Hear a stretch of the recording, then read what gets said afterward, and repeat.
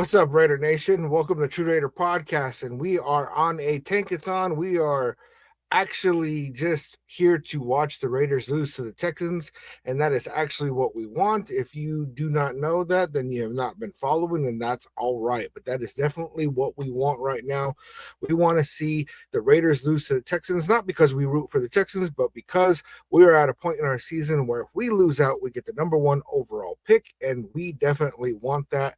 We definitely need that as a franchise. We need to be able to draft a quarterback of the future, and that is really the only way, because if we win any more games, we are in a position where we are going to fall back far enough in the draft where a QB is going to be out of reach, and then we're going to be repeating this shit show yet again.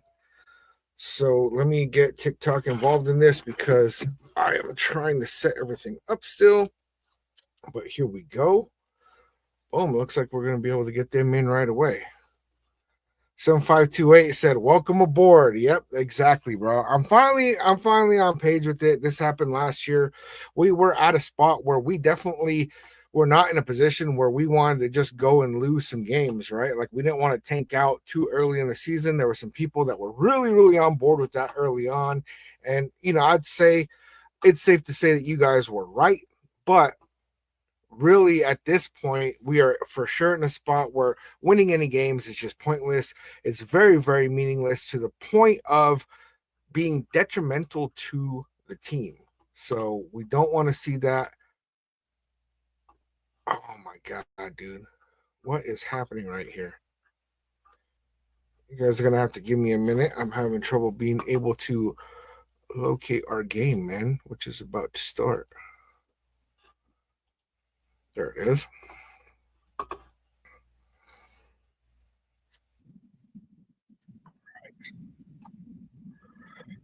Raider D said, "I'm worried now. FKC look worse than the Raiders." And I put out a video earlier this week. If you have not seen it, go check it out. I have it on TikTok, YouTube, Facebook, where I said that we have a major problem. My biggest worry is going against the Kansas City Chiefs, the last game of the season. Not only just because they're being led by Gardner Minshew, because they're out of the playoffs. Patrick Mahomes tore his ACL and his PCL, but not only do they just suck and they just got their asses kicked by the Tennessee Titans, but also Andy Reid is petty. Andy Reid is the level of petty that you can go ahead and lose that game on purpose to the Las Vegas Raiders. If we're sitting at pick number one, let's say we lose today to the Texans and we lose next week against the Giants, we move up to pick number one in the draft, and then Andy Reid, I could see him messing that up for us because he doesn't want us to get quarterback. He doesn't want the Raiders to be quarterback. He doesn't even want us to be in the realm of being able to be considered to be, especially, for them to have a season where they miss the playoffs. And then what's wrong with the connection there, Raider D? We good? Coming through? Sound coming through? Anyway, not only are we in a position where, they've missed the playoffs, right? Chiefs have missed the playoffs, but then they can be in a position where uh, they miss the playoffs and the Raiders get the number one overall pick and get a quarterback. That for sure, for sure. Anybody else in TikTok chat? Let me know if you have any troubles with the connection, man, because Raider D said he's having a hard time. And if I gotta change something, let me know. Sometimes it's on my end. Sometimes people say that the audio is messed up or something, and then all of a sudden other people are saying no, it's good. So you guys let me know. Let's see.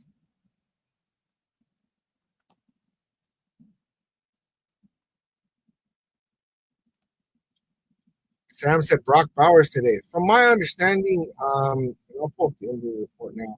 From my understanding, Brock Bowers is in today, but I haven't seen anything other. Yeah, so right now, Jordan Meredith is listed as questionable. Colton Miller is listed as out. Besides that, everybody else is in.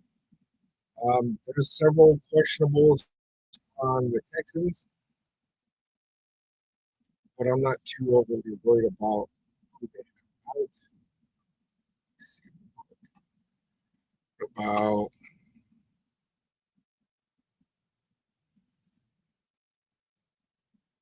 Raiders inactives. Check out the Raiders inactive list real quick.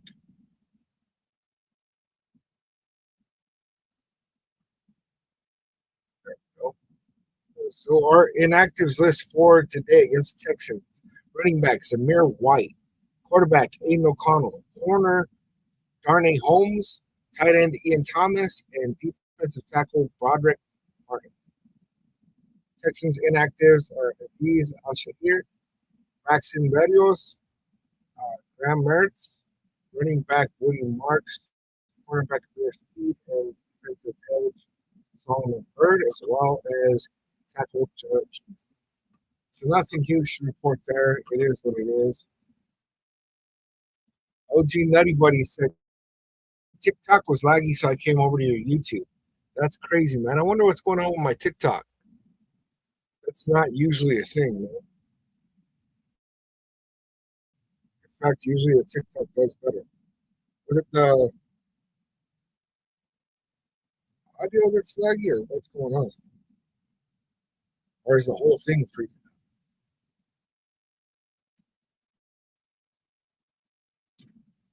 Maybe if I just end the live and then start a new one, I could do that.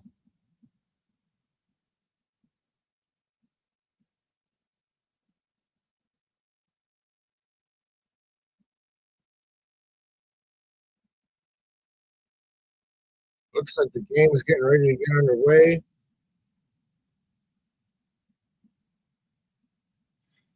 Oh, look at that. Let me resume the live.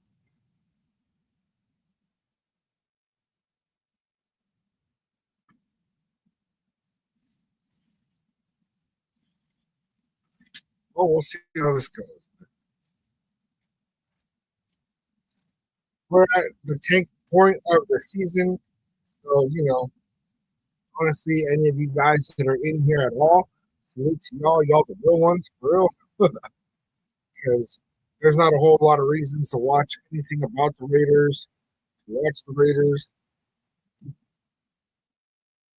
I wonder what would be causing the connection's good.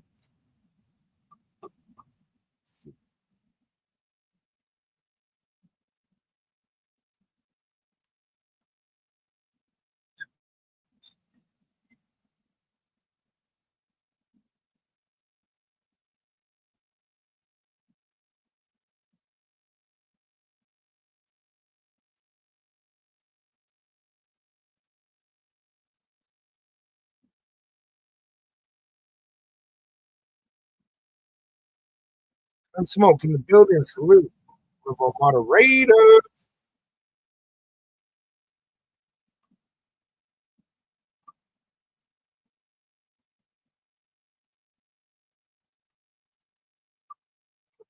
All right, the kickoff's going to go to the Raiders from the Texans.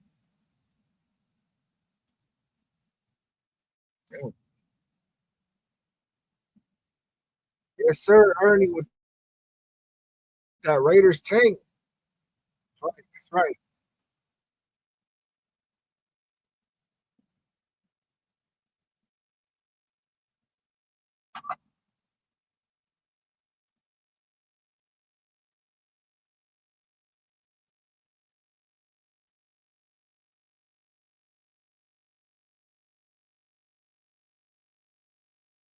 I don't get it, man.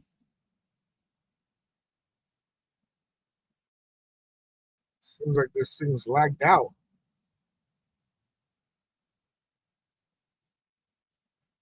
All right, Lowby's bringing the ball back, gets to about the 28-yard line, brought down.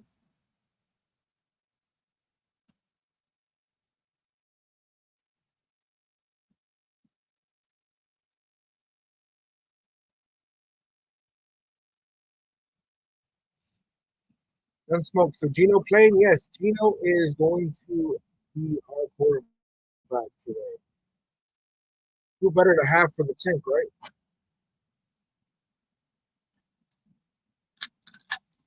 Looks like we got Kappa in at center. Caleb Rogers in at right guard. I don't know why we have Stone Forsythe as left tackle. We should. Oh, he shot to Michael Mayer, but he tripped up. He couldn't get to it. We should have Charles Grant playing one of the tackle positions right now. I have no idea why we. It's kind of ridiculous.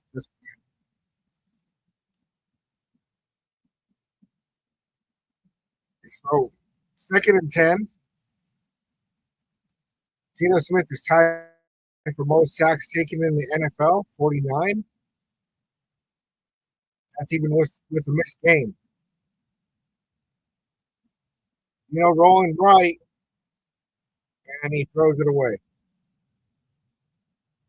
Geno Smith knows his assignment today. Let's just be Geno Smith. We'll see how this whole thing plays out.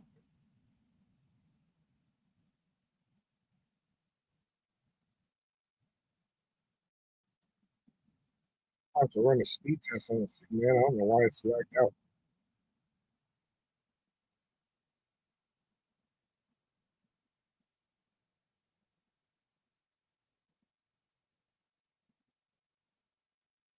Third and 10. Geno Smith throws it towards Jack Best. He slipped and incomplete. It's going to be a 3-and-out. I wouldn't say that my internet connection is the fastest right now, but it's running at 108 megabytes. So you would think 108 megabytes might be enough. In doubt, the clutch. All right, Gabby.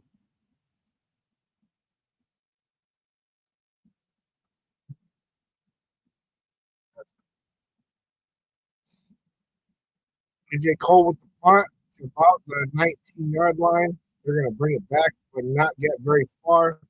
Probably turn about 5 yards.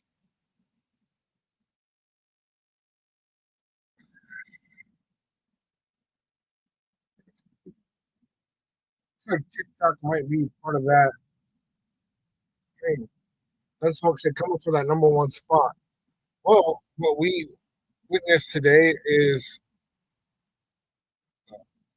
uh, what we witnessed today was the Titans went and they beat the Chiefs. The, the Giants had an opportunity to beat the Vikings because JJ McCarthy got hurt pretty early on in the game, and they ended up losing. And then the Jets got their asses kicked by the Saints, so the Jets definitely aren't going to win another game. CJ Stroud to Collins. Uh, we're saying out of bounds. Let's see how that goes. I wonder if I just need to start a whole new stream. I keep going to resume stream on TikTok, but it's like not happening. Let's see.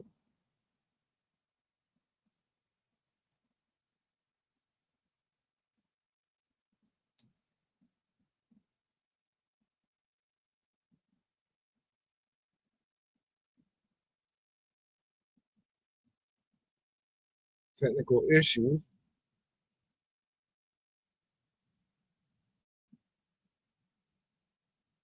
It just gave me something saying that my connection isn't right, but it's not telling me shit.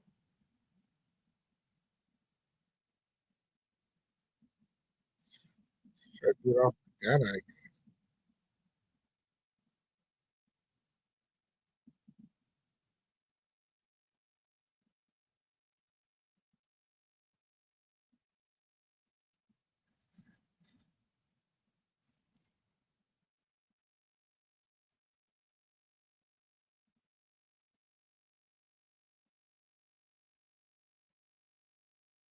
3rd and 8 for the Texans. Stroud under pressure, completed sliding catch, first down.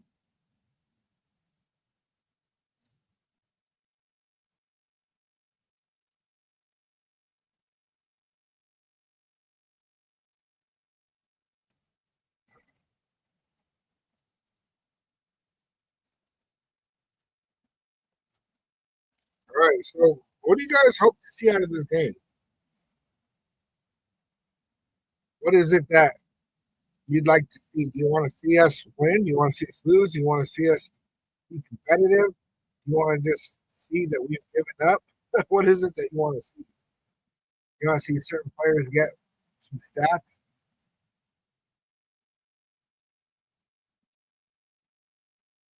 Or anybody got any bets on it?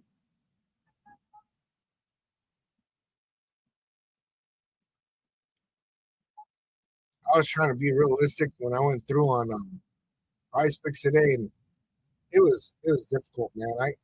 The only over that I did for the Raiders was Max Crosby on sacks because basically he just has to get a half a sack to hit on that one, and so I went with it. Less passing yards. Ashton Genty, less passing yards. Who said just tank, baby? That's right. Moose, I definitely want Carroll gone. That is the number one reason why I want to lose out, is because if we continue to lose out, it's going to be very, very easy to justify moving on from Carroll. Because if we have the number one pick, that makes it more appealing for other coaches to come in here. Because look, like a lot of coaches, man, we're having this one and done. Antonio Pierce got like a year and a half. Josh Daniels got like a year and a half. Pete Carroll's going to get 1 year, and so we need to be able to give them some kind of incentive to actually want to come and coach. And so if we're able to get the number one overall pick, whether it's quarterback or draft capital, trading back, whatever that may be, that's going to be the attraction for a new coach.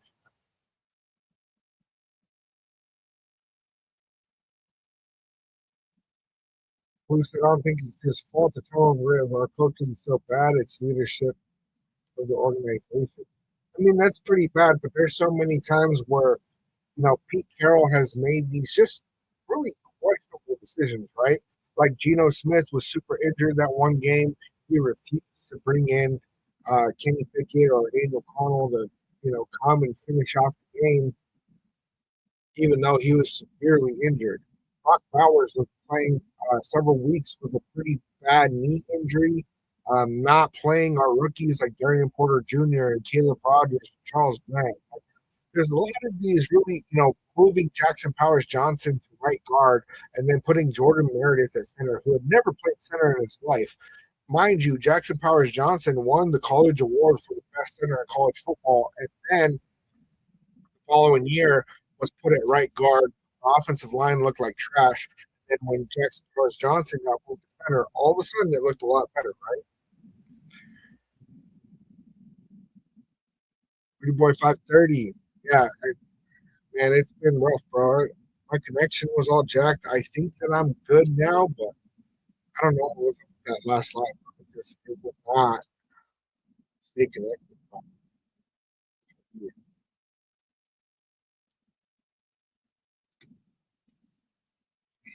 Yeah, I mean, the Tankathon list changed today, but not the way that I was hoping it would, because the Giants barely lost to the Vikings, who are missing JJ McCarthy. That would have been really nice to see them get a win, because then it would make it a little bit easier for us moving forward. Um, Cleveland almost snuck a win against the Bills, and the Jets just stuck. And the problem with the Jets is that if we lose, the Jets are definitely going to move in front of us. The Browns will move in front of us. Um, so we would drop, if we win, we drop down to pick number 4. And that is trash for us. I do not want pick number 4. I doubt that even Dante Moore will be available at pick number 4. If he declares for the draft, I have a feeling that he goes in the top, especially if the Jets are above us. Like, I don't know, man. I have a feeling that the Jets are going to go for Dante Moore, but there are rumors that they like Fernando Mendoza. Gabriel said, "Bro, we going 3-0. We better go 3-0. The Jets are not above us, but if we lose a game, then they are. All right. Geno Smith takes the snap, hand off to Trey Tucker, who gets about 7 yards.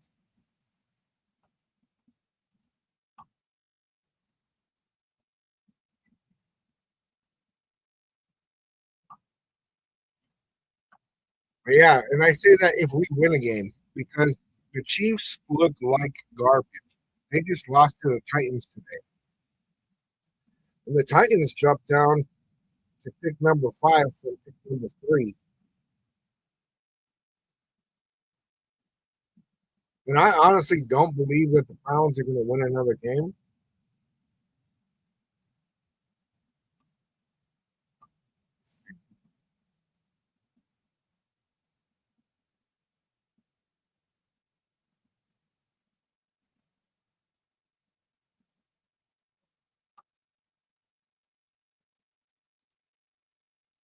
Third and 1.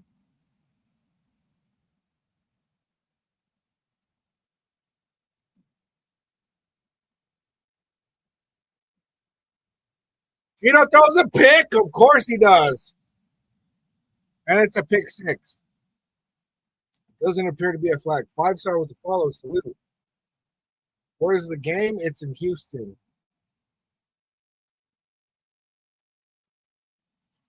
That was one of the selections I had on Prize Picks was that Geno Smith would throw a pick. Now he is tied with Tua. He's coming for that pick trophy because Tua is now benched for the season.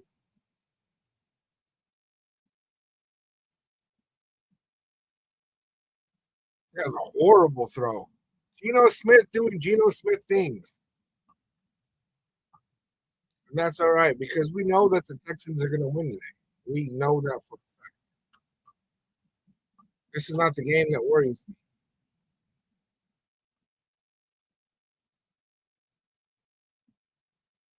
And the next point is good. That makes it 7-0.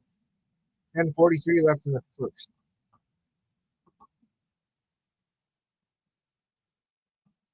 That was crazy, man. So let's go ahead and pull this up. So right now, the Giants' schedule moving forward, and man, that really sucks. They lost by 3 today, and Jackson Dart, I think he only had like 33 passes. Yeah, Jackson Price threw a pick 6. Yeah, Geno threw a pick 6. So the Giants are the only ones drafting a football, right? And they play us next week. So we got to lose that game, right? If we lose that game, they fall behind us. And then they're also playing the Cowboys, which I don't really think the Giants will. Giants have been looking a lot better than us today, man, against the Vikings. J.J. McCarthy went out with an injury, and after that, they only scored 3 more points. The Vikings and the Giants each one scored 3 more points. That was just wow. No, we don't think we're going to win. Markman, in fact, we're hoping not to win. Jeff with the follow salute.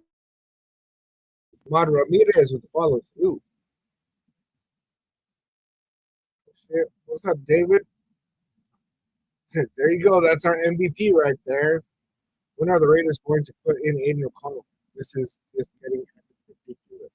They're not going to put in Aiden O'Connell. He's listed as our QB3. And honestly, it's better for us that they're not putting in Aiden O'Connell because if Aiden O'Connell goes in the game, that probably gives the Raiders a better chance to win. It just is what it is, right? And I do not want the Raiders to win. I just don't. Which sucks, right? Because then, you know, when they're losing, I'm like, damn, dude, I really want them to win. And then when I'm like, all right, you know what? I don't want them to win, then they're gonna go and disappoint me again. Hey, Lopez says, just think, baby, that's right. Daniel said we need to go all in on our own line and get our QB. And really, our offensive line, we should have at least 3 starters on our roster that can carry over into next year. And that's Cole Miller, Jackson Powers Johnson, and Caleb Brown. Charles Grant, we haven't really seen enough from him. It would be great if he could turn into a starter, but if he's not, really, we have free agency, we have second and third round that we can go and get an offensive lineman. We need to put JPJ back at center. Yeah, Jeff, that's what I'm worried about, man, is that we might win against Kansas City. There's a pretty good chance that we win against Kansas. So I brought up a couple other schedules. I guess we'll go over that and we get to the next commercial. What's up, Alex? Alex Regino out here giving out Christmas presents. That's right. Why is he in there? He's in there because Pete Carroll has shown that he would rather support his guys. He'd rather have his son, Brendan Carroll, out here just absolutely being awful with the offensive line. He would rather Geno Smith be out here, even though he's been the worst quarterback in the league. Ashton Jeanty runs for maybe 5.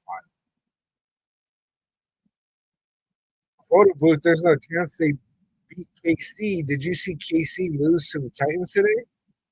Because KC looks awful with Gardner, which brings up another point. So everybody just keeps saying like we can't get a quarterback. We need not everybody, right? But a lot of people have been saying we can't get a quarterback. We need our offensive line. We need this. We need that. And the big one, man, is that the Chiefs have shown, and they haven't been a super great team all year. Jeanty breaks off a huge run, but there's a flag. I think they're going to get him for a drop tackle. But you put Gardner Minshew over there on the Chiefs, and all of a sudden they look like garbage. Holding offense, of course. 10-yard penalty. Dylan Parham. Dylan Parham needs to be in a position next year where he is battling for a position on the roster.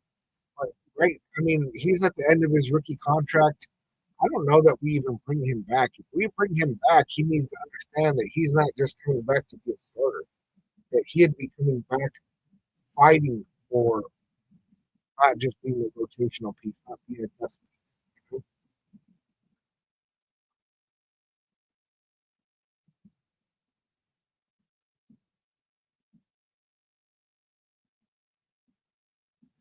So David said people need to give up on this draft BS. In 1998, the Raiders have gotten 2 number 1 draft picks right, Cole Miller, Brock Bowers, and the jury is still Alan Ashton.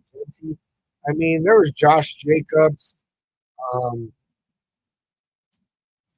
Trying to think back in time. Oh, Will with Carlos too. We've messed up the draft over and over and over and over, right? But you got to understand that these were different GMs. Like John Spytek, his standing is yet to be determined because, for one, we don't really know how much Carroll has control over what happened in the draft, but mainly because his players that he drafted have not been getting played. Brock Bowers gets the catch on the sideline. Looks like it's just short of the first down. It's going to be 4th and short. So, yeah, you're right, David. We've drafted like shit.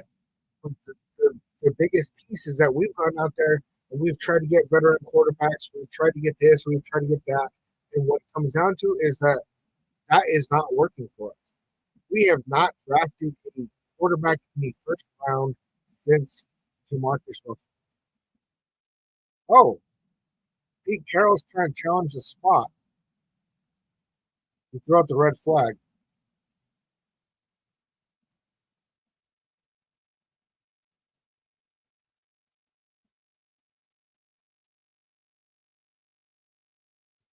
Yeah.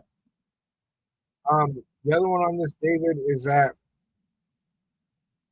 Jamarcus Russell was our last first round quarterback drafted, and the last quarterback that we drafted in the early rounds was Derek Carr, which was our second round. And Derek Carr is our all-time leading passer for the Raiders. Right? He's pretty much the fan favorite. At least over the last couple of decades, I can't think of a single quarterback that people liked more than Carr since Gannon.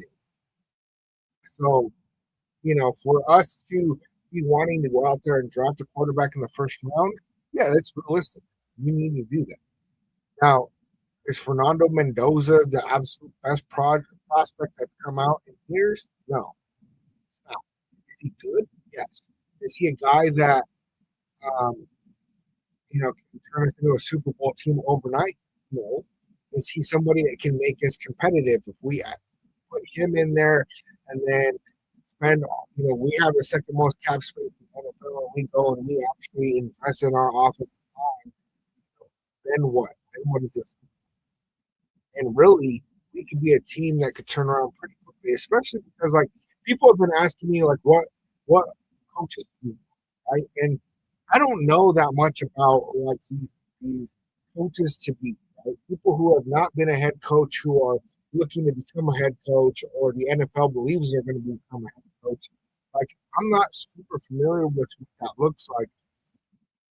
And I haven't done enough digging on enough different coaches.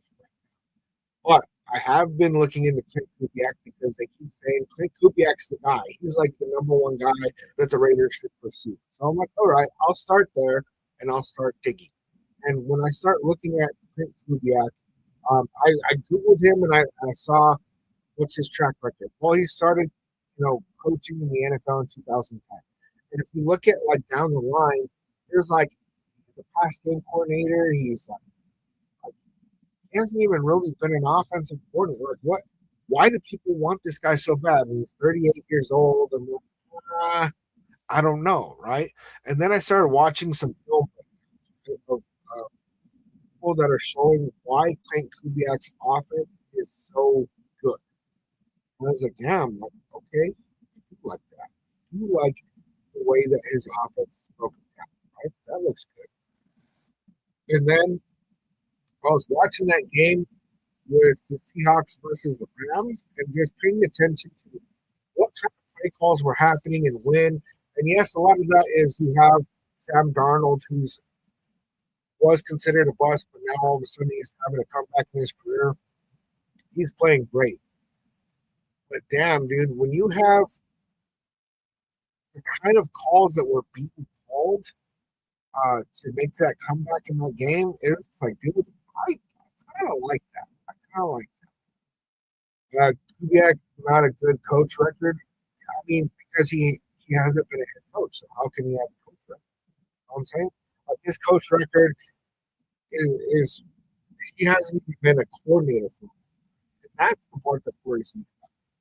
Now, if he is as legit as people are hyping him up to be, the offense that he calls is like super, super good. I would have a feeling that, like okay, his dad was a good head coach. So that's a plus, right? That doesn't mean he's gonna be great, but it's a plus. But then when you look at like Ben Johnson, right, where Ben Johnson decided to be an offensive coordinator for another year with the Lions because he wasn't really ready to go and be a head coach. And so the Bears, even though they wanted to move on from their coach, they waited and they were able to go ahead and get Ben Johnson this year, and it's working out great for them. So I'm wondering if Kubiak might be one of those kind of positions. I don't want to roll another year with Pete Carroll. Um, but if it meant that we, would get a coach that ends up being as successful as Ben Johnson, then yeah, okay, cool. Seth, Cowboy sick. Okay, yeah, I'm gonna argue with you on that. Oh man, Gunsmoke said I wanted to lose, but not embarrassingly. We're gonna lose embarrassingly. Stroud launches the ball into no man's land. Really, he threw it off his back foot and kind of got hit. But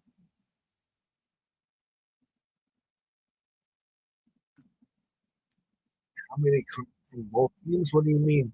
Like, know, David said you're trying to blame a GM after 23 years. So I'm going to go ahead and blame the organization instead. I'm not trying to blame a GM, but we have had a pretty awful track record of GMs, and it hasn't gone very well. Telesco was probably the one that did the best, but he only got 1 year. But part of that was I don't think he really understood how important it was for them to go get a quarterback. So he was like, oh man, I thought I had more time. It's like, yeah, Brock Bowers was an amazing pickup for sure, but without being able to get a quarterback, it's like, I don't know, man. We're in a position where I think the only chance that a coach has of having any kind of longevity, um, at least a couple of years to try to build, is if they get a quarterback. If they get a rookie quarterback, then they can, oh well, we're developing this guy and this and that. How many completions, Eli? Honestly, I can't even call that right now, man. Raider Aaron looks good. I would say that the Texans are definitely going to have a lot more completions than the Raiders. How about that? Jeff said Raiders had 2 shutouts. I hope this is not number 3. Yeah, it might be. Raider Aaron Mendoza is only coming if we can lose out. And the Giants, I think that they'll end up beating us. But the Chiefs, I'm really worried about. Eric said, bro, that was a first down. I saw where they said Brock Bowers' foot was out of bounds on that. But honestly, it doesn't really matter to me if we get a first down or not because we're going to lose this game and we need to lose this game. Raider Aaron, did Geno start again? Yes, he did start again and he threw a pick 6 in the first 5 minutes of it. Actually, kind of fun. Gunsmoke said Bowers and Genty are so nice. So Bowers is definitely an amazing, amazing player, right? Genty, I like Genty, but we for one don't have the offensive line for Genty, and we also don't have the running scheme for Genty, and we don't have a quarterback that's truly an actual pass. So yeah, he's of course going to have a horrible year, and I think that as we build this thing, if we actually get a rookie quarterback in Mendoza, and then invest in our offensive line through free agency and also through the draft, then I could see us being in a position where we actually have an Ashton that's 2 with the follow salute. Aaron, no fullback or O line, and that's another thing, right? We drafted JJ Pegues, who is a huge dude. They put him in college for short running plays when they need to pick up a yard or something. We haven't utilized him like that at all. And why not take a guy that's huge like that has been a running back himself on certain plays in college, put him at fullback and put him to clear a hole, All right, completed to Michael Mayer, and he dives trying to get a first down. He dropped the ball, and there's a little scramble, but there's nothing to worry about. Looks like we probably got a first down on that. Chewy was good, man. Salute.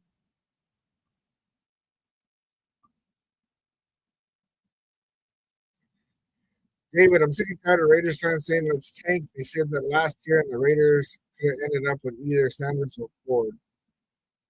Trade down and start going desperately.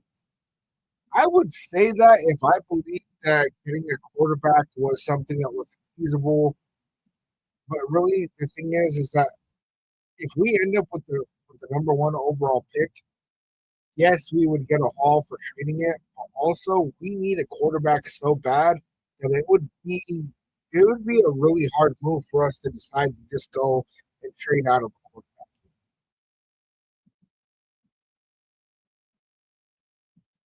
2nd and 9, Powers in motion. Gino tried to throw a pick to Tyler Lockett, who was in double coverage. There's a flag. AD Evil AZ, you changed your name. What's good, man? Salute. Good to see you. Pass interference against Derek Stingley.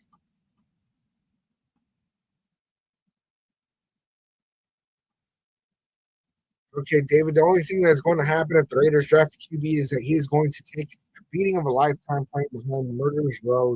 See, the thing is that if you look at what happened with like the Bears, for example, right? They went and they got Caleb Williams, and they didn't have an offensive line, and he had a horrible rookie year. Well, not horrible, but it wasn't super great.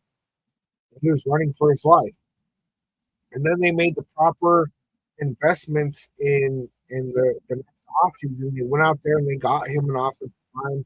They went and they signed 3 new offensive linemen, gave them contracts, and now all of a sudden, what they have 10 wins, or they have to 11 now. You know what I'm saying? So that's no excuse. It's no excuse. If you're in a position to draft a quarterback, you get a quarterback because you can't guarantee that you're going to be in position to draft a quarterback to follow. You can't. Unnamed user with the follow salute. Alec was good, man. Hey, just like we thought, will be an ugly game for the Raiders. That is true. Facts. Actual facts. 1st and 10, Raiders still has the ball. Not enough to Trey Tucker, but going the other way. It's about 3 yards. Bullock got a good tackle on him.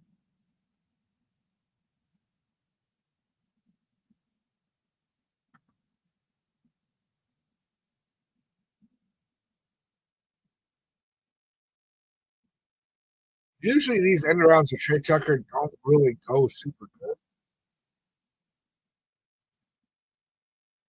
Brett Wagner, Bowers is better than McBride. He definitely is. McBride is just in a better situation this year. Yeah, I would take Bowers over McBride. He just made a completion and then just fought an extra 4 yards out of that play. So it's going to be 3-1.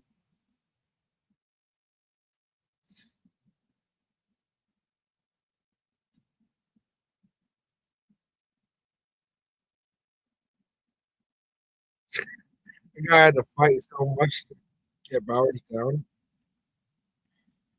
3D, I will not do that. If you notice the people who do that, because I pay attention, right? And I watch other people on TikTok who stream games. That's how I've been watching college games. And because I would rather show the game, right? But you see them like anybody who's serious about it, they always post on the thing. These are my backup, right? And these are my backup accounts in case this channel gets taken down, you know? And I'm not doing that. That's just not where I am. So Ashton Genty went for a run and he just got stopped as per usual. No block.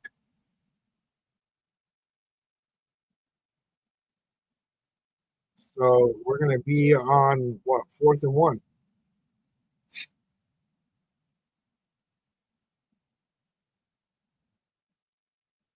Yeah, another season as Raiders fan. AD and AZ. I mean, it's been a rough one. It was worse than last year. They're trying to draw them off sides. They might actually snap the ball. Nope.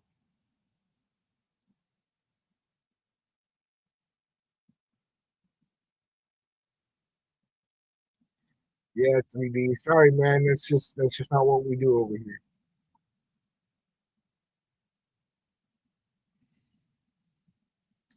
David said if there was an actual game changer QB, I would say go after him. But I have not seen one in college yet, other than Oregon's QB I like. The thing that I don't like about Dante Moore is that I think he just had his 21st start. Correct me if I'm wrong on that, you guys. Um, so he doesn't have a ton of experience as a starter. So that worries me because quarterbacks like Mac Jones, um, usually if a quarterback doesn't have a whole lot of starts in college and they get drafted, they struggle when they get to the NFL. You know? Now, if you got somebody like that and you already have a QB in place and you let them sit for a year, they might have a better time.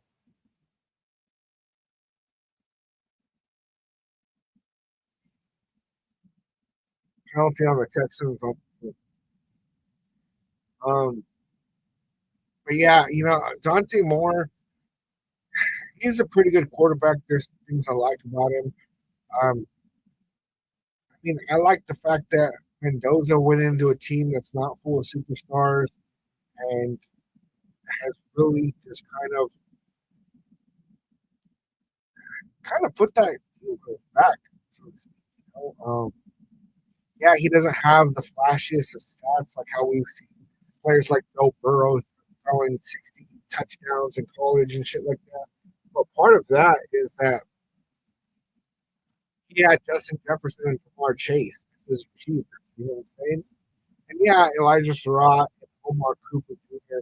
Those guys are good receivers, but they're probably third round receivers at best. Maybe Surratt goes in the second, but like he's not playing with first round um, receiver picks. You know what I'm saying?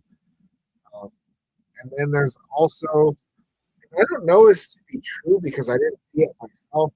I did see a post where somebody was talking about that there were different games where Fernando Mendoza sat out for the fourth quarter because they were winning by so much, and so he could have been padding his stats during that time. But if you look at Dante Moore, for example, in the game yesterday against what they called,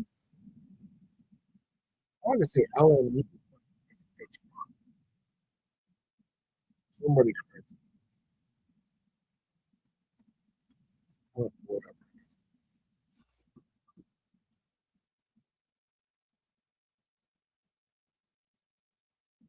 JMU.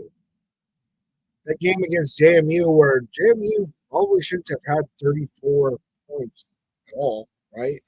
But it was obvious that he's going against a team that is nowhere near as good. So you have him going over there, and yeah, he had a huge game. I think he had what 5 or 6 total touchdowns, some rushing, some passing, and yeah, he looks good, right? But it was also like that's kind of stat pad. You know what I'm saying? When it's like very, very clear that one it's a blowout game, and then he's just dominating against this lesser team. The thing that a big part of what sold Fernando Mendoza for me is that game against Ohio State because he didn't go out there and get all out against Ohio State. Ohio State has a better defense than most NFL. Pretty much that whole defense is going to get tracked. He went out there and he did the right things at the right time in a game that, I mean, let's face it, they were probably supposed to lose that game. You know,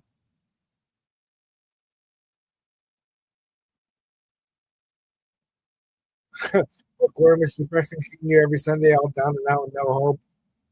The only hope that there is right now is to actually get a high enough pick to get a quarterback. And and I'm saying all this, David, not to say about I'd be upset if we got Dante Moore. I'd be upset if we drafted Dante Moore number one overall. But let's say we're in a position where we traded back a couple picks and picked up more draft capital and then still got Dante Moore. I'm like, okay.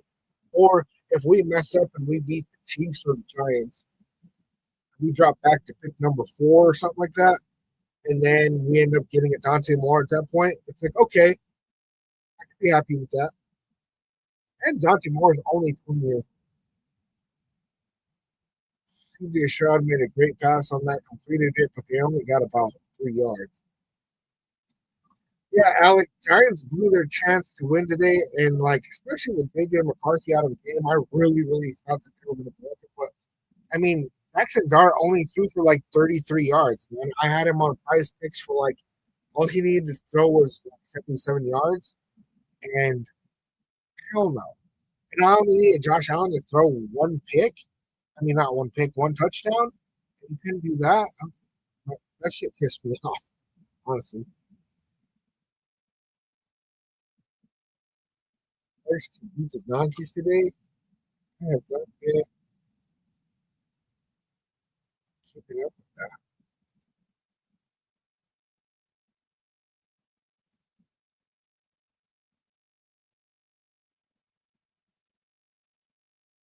Return of 9 yards on the Jags and Broncos. You know I want the Broncos to lose. It is what it is. Cardinals up by 3 on the Falcons. Another one, man, is I would have liked to see the Browns beat the Bills if the Jets beat the Saints, because if they fall back, then it gives us a little bit more cushion to where if we accidentally fall on a win, but it's pretty dumb. So what it comes down to is we just have to lose out. So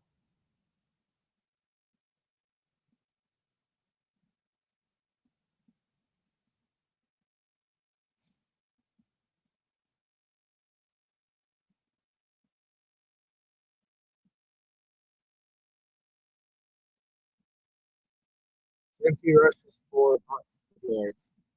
David said, I just think that the Raiders should draft down and replace Devontae Adams and Jacoby Myers O line, and then we will see the beast that Ashton Jeanty really is. So I don't think that we need to do all that, right? A lot of the mock drafts that I've been doing, it's like pick up Fernando Mendoza in the first. And then in the second round, there's several good tackles that should be available at the beginning of the second round. There's also a center, Jack Bush, with a huge reception. Yeah, man, I wanted to choose the more on him too, but it's like, throwing the ball, 37-yard completion for Jack Bush. Wow, it was a nice play. What was I saying now? Oh, okay, yeah. So there's several offensive linemen that could go in the second round, which is what we should have done instead of picking up Jack Bush, honestly. But they did what they did. And then in the third round, on almost every single mock draft, he's either Elijah Surratt or Omar Cooper Jr. is available. If you look at Omar Cooper Jr. from Indiana, the way that he plays, that dude is a very good route runner. That dude he's quick. He's got that dog in him, and like man, like the way that he maneuvers, I, I think that he would be a great replacement for Jacoby Myers. Now, Elijah Surratt's the only one that's really considered a number one wide receiver out of that, but it's all right. I think that you make those moves, right? So you have your quarterback, offensive line, and a receiver that the quarterback already knows how to play with. That is a good receiver. Then you got Brock Bowers, and you got Ashton Jeanty, use free agency to actually go out there and spend big money on at least one or two good offensive linemen. And then we're in a position where, well, we can get this thing rolling, right? And then if you end up hiring a new head coach who is like, hey, I love that the Raiders have the number one pick, and I want Fernando Mendoza. Cool. Then that guy gets to come in and install, especially if it's an offensive minded head coach like Kubiak that comes out here, installs his offense, and then all of a sudden we're in a position where we're winning some games. Maybe we don't get it all done in the first year. Well, next year, draft a wide receiver in the first round. Or draft defensive tackle. Like we're not that far off, you guys. We are an awful team right now, but a lot of that is poor coaching, and a lot of our free agents, like like half our team is going to be free agents for next year. I think that that's actually good. I actually think that it's a really good thing that we have so many free agents for next year, because then the majority of these players that are playing awful, like Devin White, you get to move on from them. It's very, very simple to rebuild this team. You have an offseason that you get to go and really put pieces on this squad, um, and it could turn around overnight if we get a new head coach. But we are probably going to get stuck with Pete Carroll again. If we go, let's say we won the last 3 games, it's almost guaranteed we're stuck with. Because who's going to want to come pick up the pieces of this team?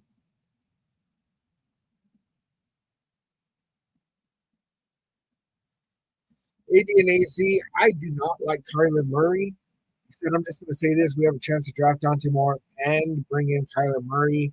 I know, but those two in our QB room looks good to me. The thing is that you have to trade for him. Trey Tucker gets about 9 yards on that reception. Um, And Kyler Murray has an attitude problem. So I don't think that he'd be a good quarterback to like kind of groom the next quarterback down the line. But he's gonna make like I think 50 million next year, and you have to trade for him. It's like, and then people keep saying, "Oh, we should go and get Tua." Tua, we'd have to trade for. We'd have to pay his huge contract, and then he's tied with Geno Smith for having the most picks in the NFL. No, no.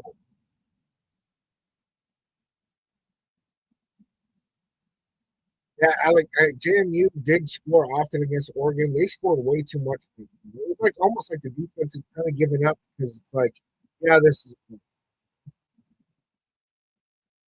seemed like JMU didn't really belong in this game.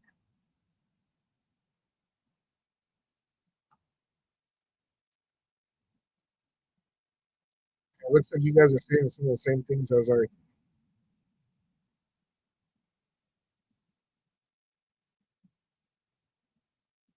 Yeah, David, you're right about Bo Nix, right? Because I didn't want Bo Nix. I didn't like his college team, but then he came in the NFL and he's got that dog in it. Yeah, he's not like the best quarterback, but he's. I mean, look at their squad, man. We're doing really good out there in Denver. Uh-oh. Trey Tucker didn't set. Surprised we didn't get a flag on that. Completed to Raheem Mostert for about 3 yards. Third down.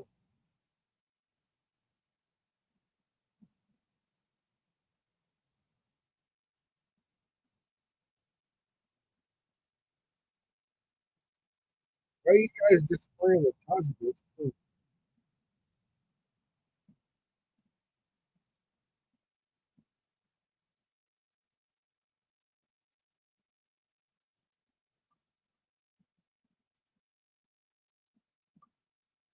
All right. We are on the 7 yard line. Third and six. Juno throws for Bowers in the end zone. Touchdown. Touchdown Raiders. That actually looked damn good. That's crazy. And we're about to tie it up with the Texans. I almost put Geno Smith only had to get one touchdown to hit with that pick, but I really couldn't depend on it, man. It sucks when I see plays happen that I'm like, damn, I almost chose that, and then I decide not to.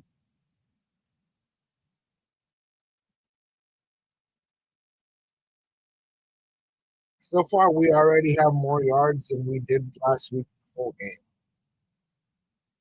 That's crazy. So Brock Bowers continues to show that he's the man.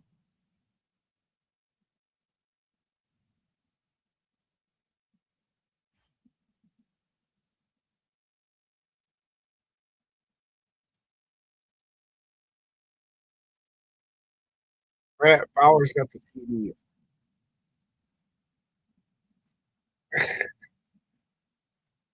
Osama been getting money, and we're going against a vicious defense. The Texans have the number one defense. We tied it up. Alex said Bowers is still good. Gino is good up. I got I got no desire for Gino to remain on this team.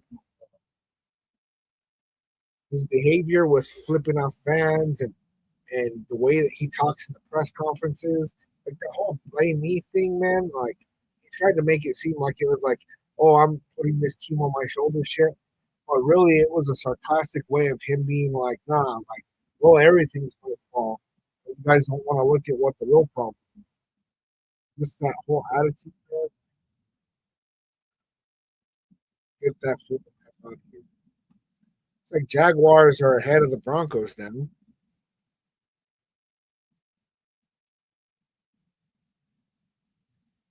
So Raiders tie up the game, and I don't want them to tie up the game, but we'll tie up.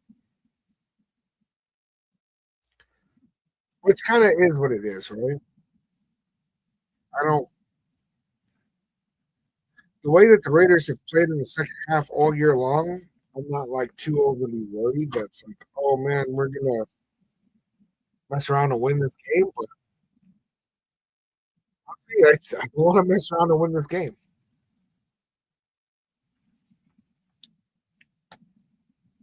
Because then what are we gonna do for quarterback? We can't draft either Fernando Mendoza or Dante Moore. Then what? Then we have people talking about Kyler Murray. We have people talking about Tua. We have people talking about trading away our future for Joe Burrow. You know? So then we're in a position where you can't trade back and get extra draft capital. So it's like, what? You just pick up an offensive lineman in the first round and then that's it.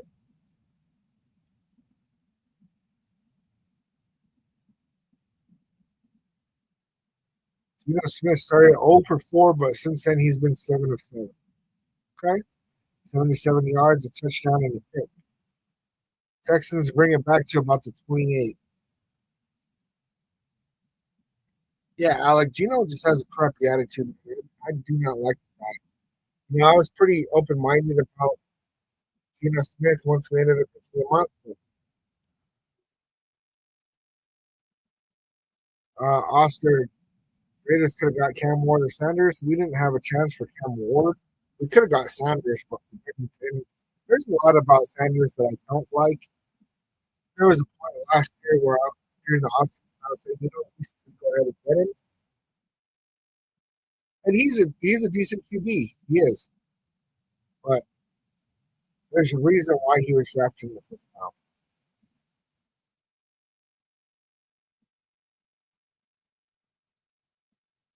Andrew, what about signing Pickens in free agency? I do not want Pickens over here. He's a very good wide receiver, but he's quite the diva. And you already know, man, he'd be talking shit about the Raiders, forcing himself off the team, all kinds of weird shit.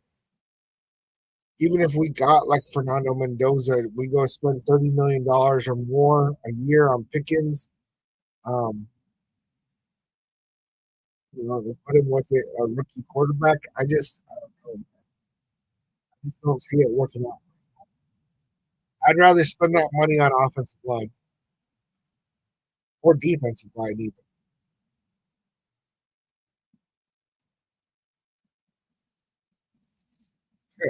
Alex said, good thing that those people who want two are not the GM. That's a fact. 80 and 8 Evil AZ. Joe Burrow is a long shot money wise. Wants him to stay healthy. We'd have to trade a lot for him. Not really sure if he wants to play football. Huge completion on the Texans. I don't even know how much they got. Over 20 yards.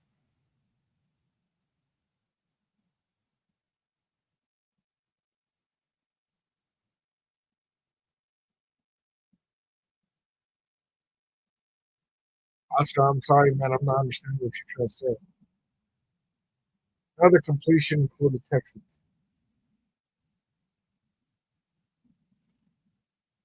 Yeah, Josh, that's all I do, man. Is talk about the game. That's it, man.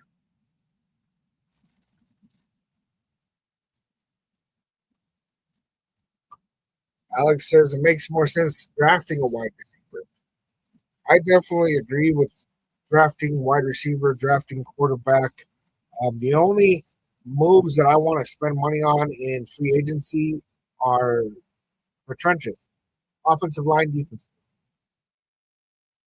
Max Crosby almost got the loss, but he spins and breaks free. Devin White gets that. Okay, Oscar said Sanders thinks he can do whatever he wants, or it's hard. I'm now. He's an NFL football.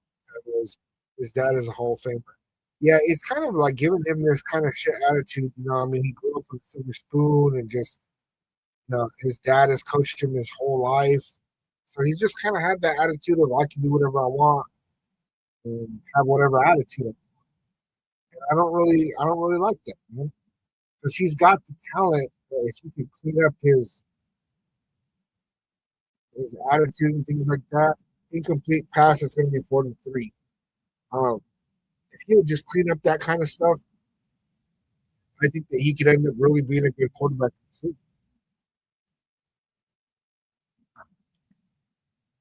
But being a good quarterback isn't just about making good plays and throwing the ball well. It's like you are the leader of the team. You are the face of the franchise.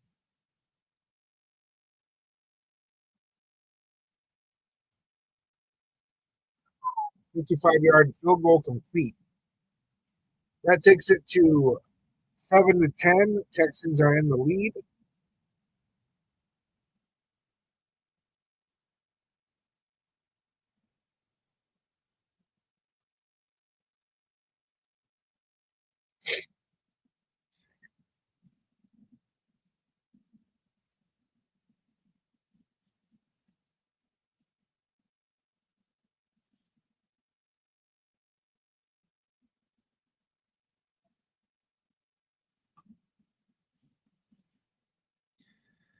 See, David, the only thing I'm having a hard time with, because you have good points, right? We do need a wide receiver. We absolutely need a wide receiver. We do. Right? But you're also saying don't get a quarterback, but get a wide receiver. Like who's going to throw him the ball? That's a problem. And really, Jacoby Myers, he didn't get paid that much.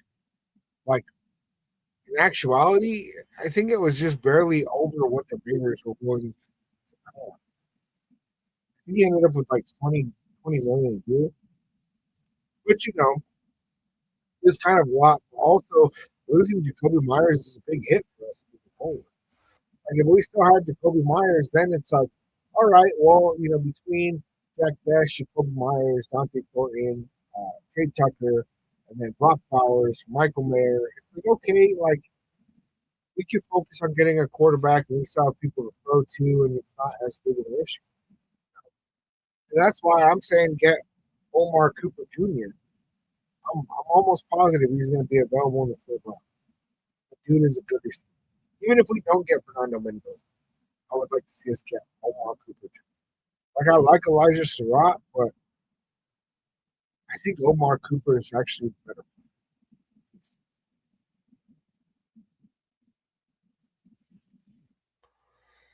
Raiders could get Dylan Gabriel, and I don't want Dylan Gabriel at all.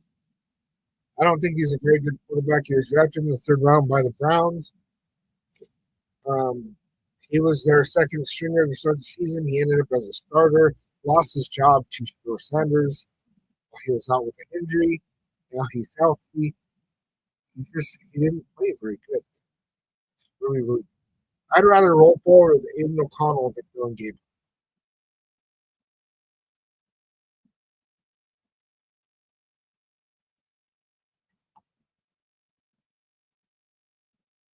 Yeah, Alec, I think that the Jacks made a good decision by paying him, especially because they got some injured receivers out there right now.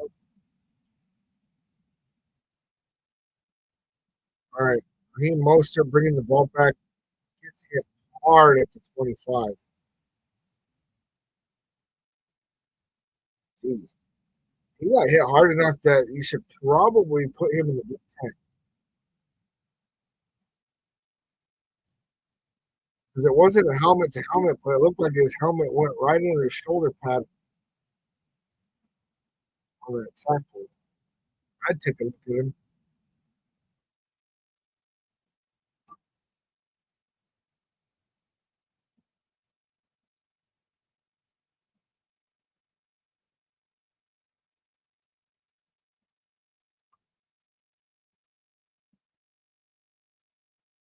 Oh, there's a debate on if that was an interception or if it hit the ground.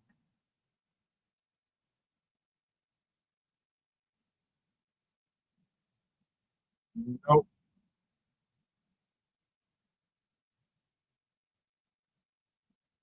incomplete pass. David said the other thing people seem to not realize is the fact that nobody is showing up to games anymore, and the Raiders cannot handle another 3 to 4 year rebuild.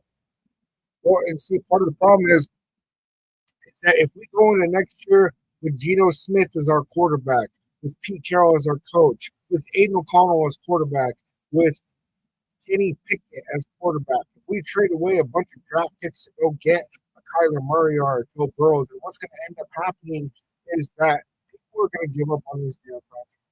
Now, if we go and draft a rookie quarterback, first round, where we get a new head coach, one of the up and coming bright young head coaches, it puts us in a position of having hope, right? Where the Raiders fans can actually have some hope that, like, hey, maybe this might actually come together.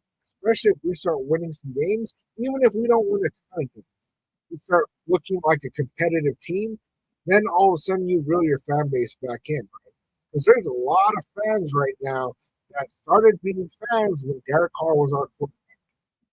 And what they have seen since we moved on from Derek Carr is a shit show of an organization. So a lot of those fans are getting ready to dip. I've even seen fans that have been fans since the damn 80s on the chat saying, you know what, man, I can't do this anymore.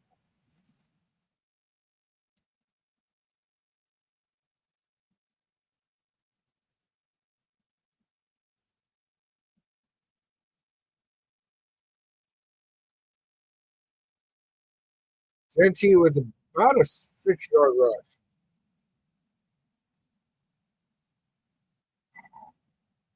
Yeah, AD, we need a culture shift. We have no identity. I thought Pete Carroll might be the guy to really do that, but he's just showing that he's a stubborn old man that's stuck in his ways, and he only wants to look out for his guys. He only wants to look out for Kevin White and Geno Smith and Brennan Carroll. You know? He's not interested in what's actually good for the team. Not to mention, I think it was like week 6 or 7. And you're saying we're still trying to learn our guys, and it's like, when were you still trying to learn your roster? Actually, Genti pushing and fighting and almost gets the first down. So it's going to be third and short.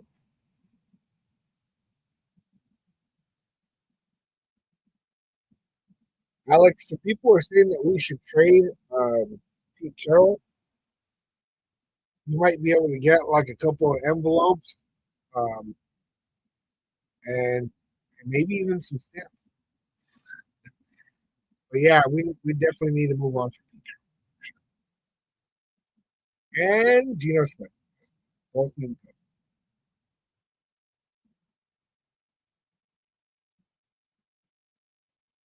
David, the Raiders are never going back to Oakland. Mark Davis kept trying to get a stadium and kept trying, and Oakland would not allow it.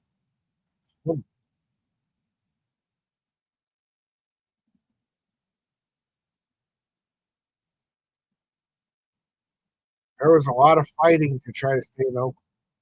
Plus, our problems didn't start when we got to Vegas. Inland, what's good, man? Merry Christmas to you.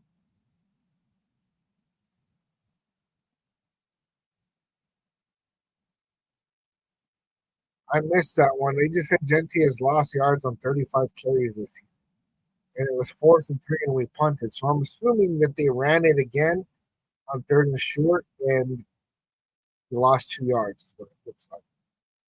Is that correct?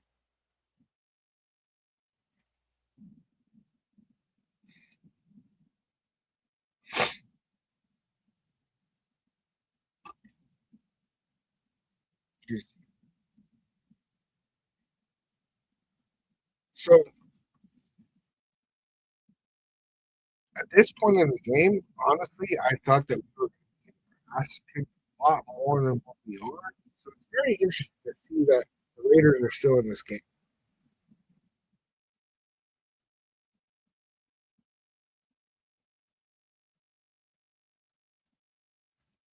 And King, you're right, man. It's hard to get a new stadium deal done when you had how many losing seasons.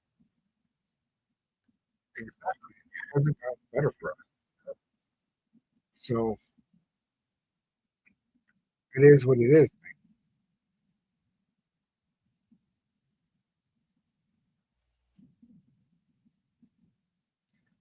find it crazy that like how much the team has gone up in worth since moving to Vegas. It's like it's quite interesting, you know. So as a financial move, definitely, definitely a real good move. As a fan base move, horrible.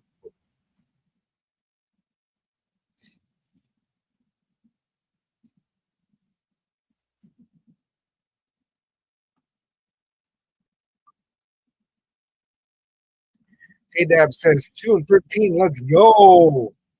That's the goal right now, J Dabs. That's definitely the goal. Like I said, this isn't really the game that I'm worried about when it comes to tanking. However, it's the second quarter and we're still in this game. So, I don't know. We'll see how this ends up going. I mean, quite predictably, what's going to happen is that the Texans are going to have another big score. Um, so it's going to be a two possession game. At that point, Geno Smith's going to try to do something desperate and totally mess up. And we're going to move away from the running game. And then second half is just going to be a shit show. It's usually how all the games go, right?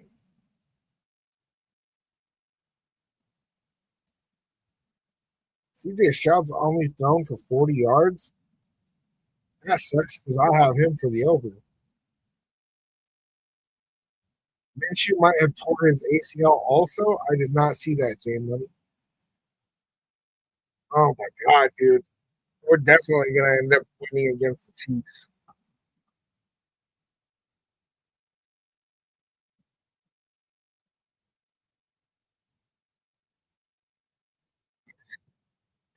David, I'm not gonna put down the screen, man, but that's crazy. Yo, what? AD and AZ said I'm watching Steelers and Lions. DK Metcalf just punched a man in the face. What the fuck? How can you like even consider doing that? CJ Stroud ran out to the right side, made a completion for 16 yards.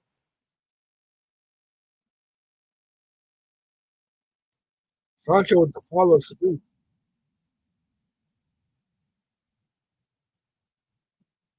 Oh, ineligible receiver downfield, so that's actually a 5 yard penalty.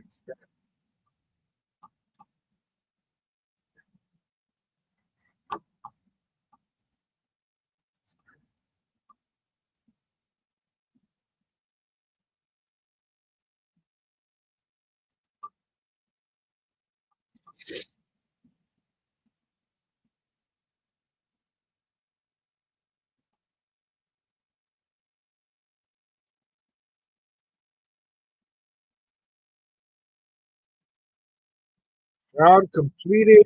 Looks like they're going to pick up about 10 yards on that.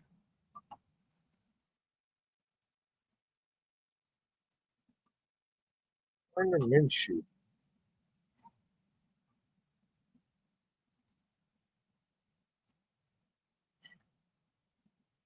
Yep, it's looking like old Gardner Minshew. They have a torn ACL. That is cool.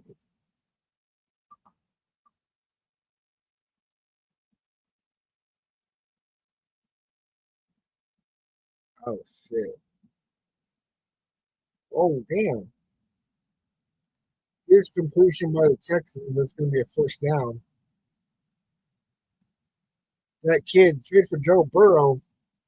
Joe Burrow's an amazing QB, but we were talking about it earlier. It's going to take way too much draft capital, way too much money for a team that has so many holes. I'm telling you guys, the only quarterback I want is a rookie. CJ Stroud throws the ball away, got some pressure from Tyree Wilson.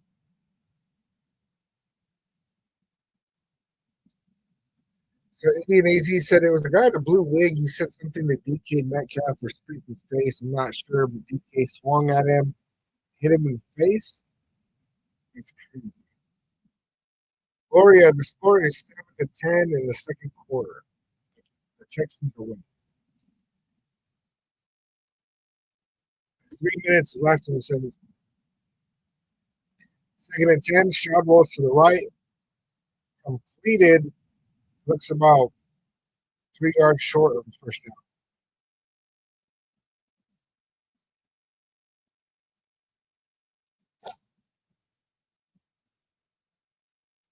That kid, the USC QB is nice. USC.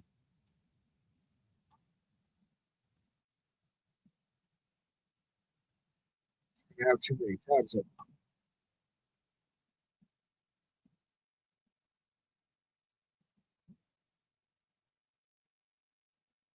Oh, Jaden? I don't know, man.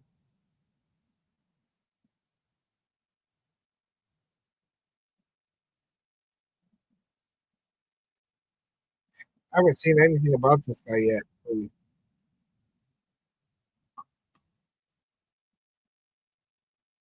Or if he's even where he's projected in the draft. All right, 2 minute warning.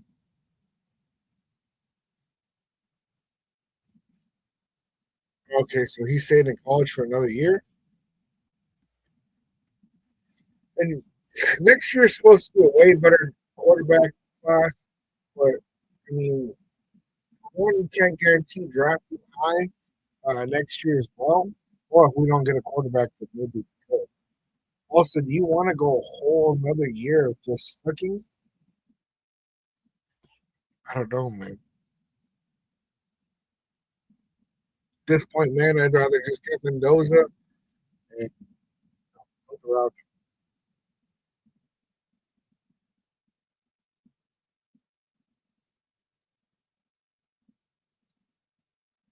We'll see how this goes, because I'm telling you, man, the Chiefs, especially like now we're going to be going against the third string quarterback for the Chiefs, who are already out of the playoffs. There's a pretty good chance that we beat the Chiefs. And that's going to drop us down to like somewhere between pick number 3 and 5. That's horrible. That is absolutely horrible. The Browns picked behind us, right? But their last 2 games, they're playing the Steelers and the Bengals. They might squeak out a win. We'll see how that goes. I wouldn't totally bank on it. The Giants are playing us and the Cowboys, so if they lose to us, they're going to drop back. Then if we win a game, then we go back in front of us. The Jets, uh, their last couple games, the Patriots and the Bills. I don't think that the Jets even get close to having a chance. Like at all. Who else do we got to kind of worry about? That's really it.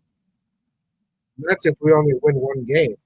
If we mess around and beat the Giants also, woo, forget it.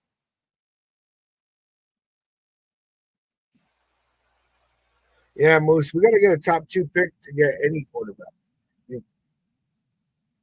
Unless we go with one of these other quarterbacks in like the later rounds. Not a great success rate.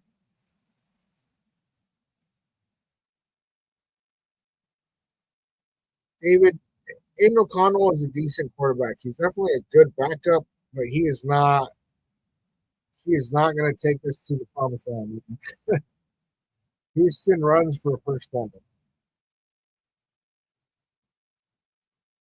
Like I said, I like Aiden O'Connell, but I don't even think that he is a quarterback that can lead us to the playoffs, to be quite honest. I think he's a guy that is great to have on the roster because if your quarterback goes down with an injury, well, you're not just completely screwed.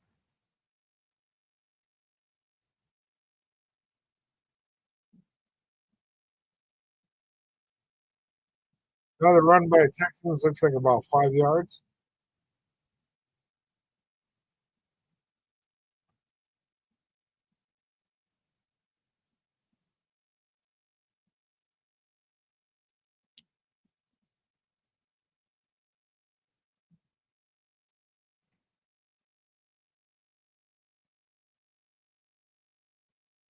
pass.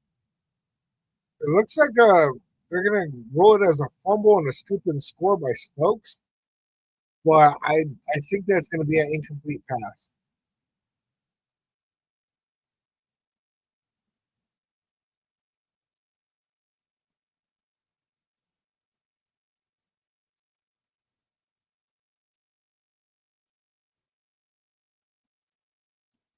Travis said that he wants Pickett in.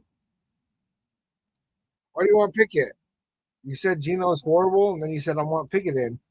Pickett played worse than Gino. I mean, what are we talking about here? What do you want to happen, Travis? Yeah, that's going to be an incomplete pass.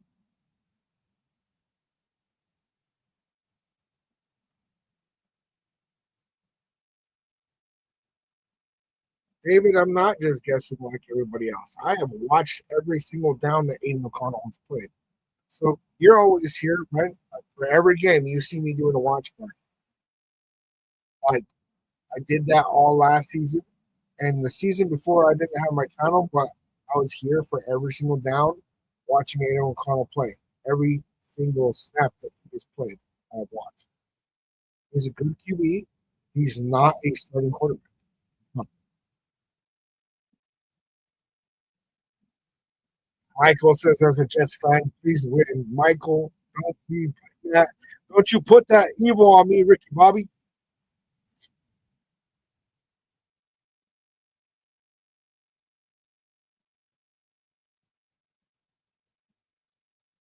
Jets would need us, the Browns, and the Giants to win a game.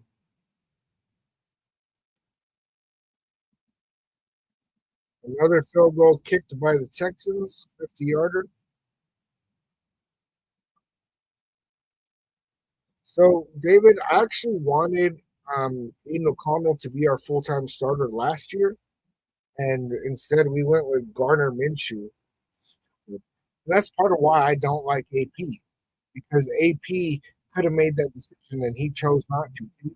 Everybody else, he went with Garner Minshew, and then when he knew he was about to get fired, he said, "Man, I should have done this, and I should have gone with my gut and gone with the QB that I wanted." And it's like, bro, like you had your chance to do that, and you didn't do it.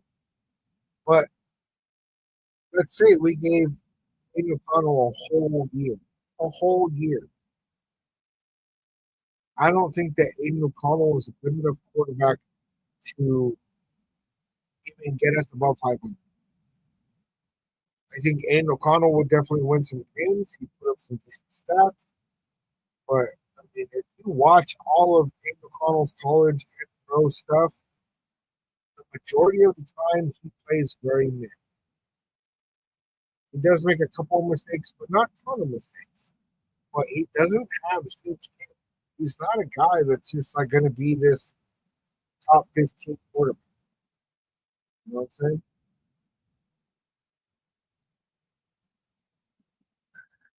There we go.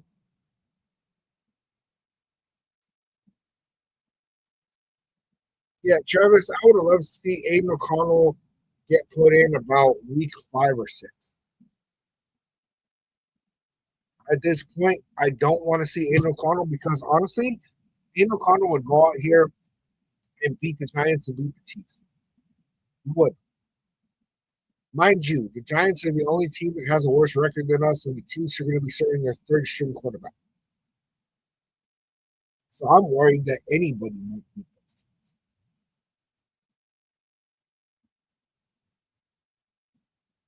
us. Smith, sacked.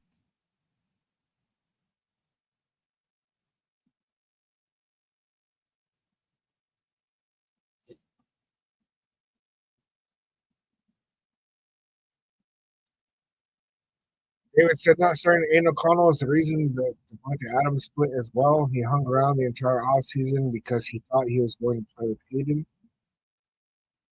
Yeah, and a big part of that, man, was that like it's not like he was like, oh yeah, Aiden O'Connell was definitely the guy, but he knew that Aiden O'Connell gave them a better shot than Gardner.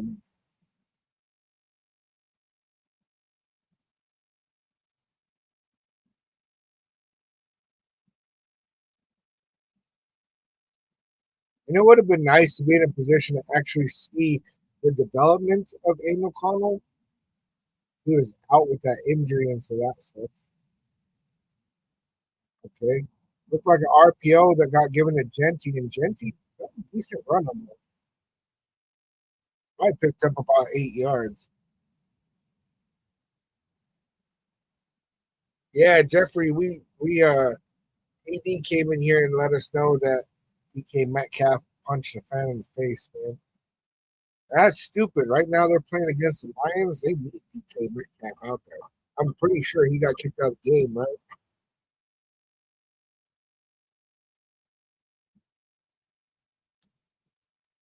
Yeah, and they're down halftime 10-3.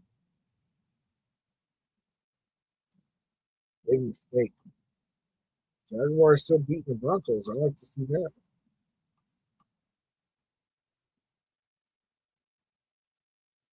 3rd and 10 with 30 seconds left in the first half.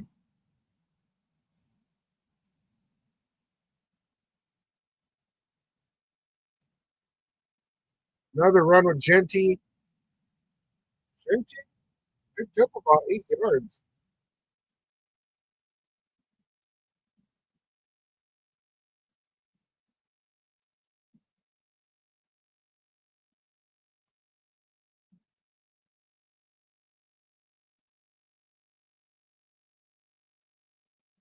Looks like the Texans called a timeout on that. Oh, because we're going to go ahead and punt it. That's why.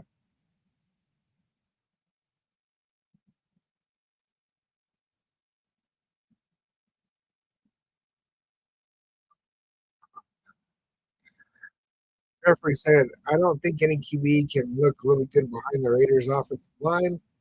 And he also said, but I'll tell you one thing. You guys dodge a bullet, not drafting Trevor Sanders. His fans are a headache. Jeffrey's a Browns fan that follows the team. He's definitely a better QB than Geno Smith. Ooh, kind of a miss hit on that punt and sailed out of bounds. Alex, the score is 7-13, 19 seconds in the first half. Texans have the ball, I believe, on their own 20.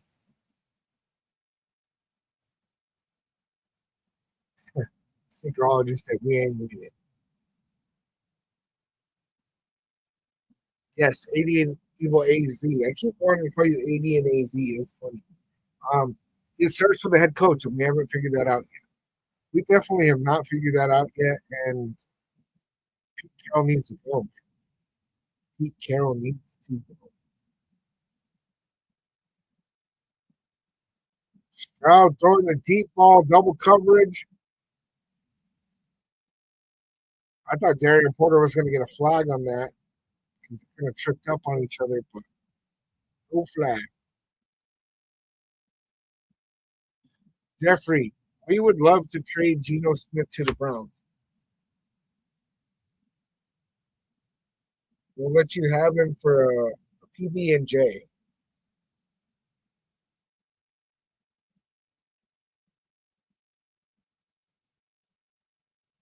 Straight across for Shador Sanders.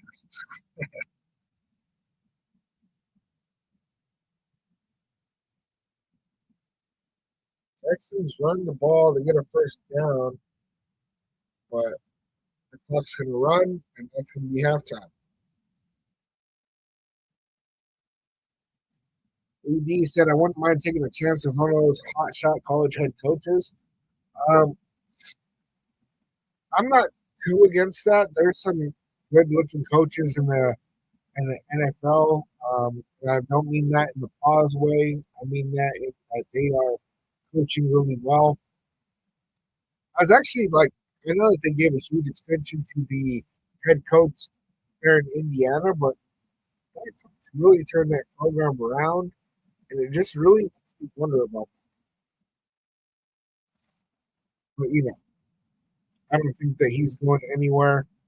Really, I think that there's coaches like Trent Kubiak, Jesse Minter, um, what was his name? The Rams, the OC from the Rams. Um, There's a couple here in the NFL that look like pretty good options for us. But like I said, I haven't done enough digging on that to really truly have an opinion.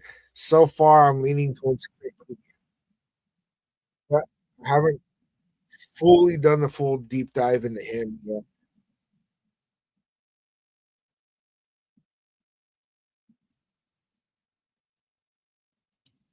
David King, to be as honest as I can, I wish the Raiders would go after Gruden for no other reason than just to tell the NFL F you. While that would be a great story and very funny, part of the problem with the Raiders is that Al Davis went after the NFL. And people want to talk about Raiders being cursed. So, if any reason, that would be the reason.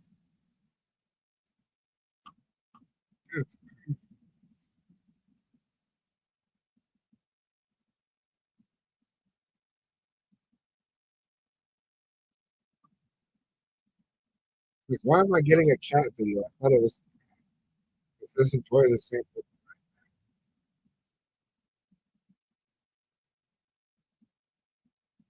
David King said, in all reality, I think the Raiders should go after Robert Saleh. The job he has done this year. See, Robert Saleh, a lot of people don't want to give him a chance because when he was the coach of the Jets, it didn't go well. But you got to keep in mind that starting in year two, he was there. The Jets had like one of the best defenses. Like it was insane out there. So while the Jets absolutely sucked and they couldn't get the quarterback position right, um, their defense was lights out. So that's like a really big deal. Actually, with the repost, ooh, thank you. So Robert Saleh, I wouldn't be against that. Like if they're like, the Raiders have fired Pete Carroll and have hired Robert Saleh, I'm not going to be like, oh no, what did we do? I'm going to be all right. Well, now he has to prove himself that we're going to be more than just a team with a good team. He's going to have to be able to prove himself that we are a team that can actually play. And really, it comes down to any coach that we get, even if we got Kubiak, right? Uh, if we get Kubiak, then we're going to be in a position where, yeah, our offense is probably going to look really good, but is he going to be enough to really turn the screw? You know what I'm saying? Because, I mean, at this point, the way it keeps going, we ended up with AP as our head coach. And I was hyped for that season. I'm like, yeah, Raiders are going to be good, this, that, blah, blah, blah. We came off the really good end of the year hype with AP being our interim head coach. And then we got Gardner Minshew as a quarterback. Immediately, it was like, oh, shit, here we go. And this year, we got Pete Carroll, and it's like, okay, this is going to be better than it was last year. Nope. So then it's like, next year, I'm not just, doesn't matter who we get. It's going to be seeing as believing. Prove to me that this team is going to play differently because it's like the bullshit. Jeffrey, Geno Smith is a decent quarterback. I just think the situation is not the best. That's what I really thought about him coming over here. It's like, you know what? I think that he's actually better here than he did in Seattle. And we've been proven very wrong. Very, very wrong. And yeah, I don't really just blame it all on Geno Smith, but Geno Smith is definitely a guy I want out of the building. Pete Carroll, I want out of the building. And we need to build that offensive line. And I don't want to just go get some other band aid of a quarterback, some reject uh, veteran. The only two things that, the only one thing I'd be happy with at quarterback is getting a rookie in the first round. Besides that, I could settle for rolling forward with Aiden McConnell with the idea that we're building other pieces that we need. And then I'd just be accepting the fact that we're not going to be competing for a playoff. Okay?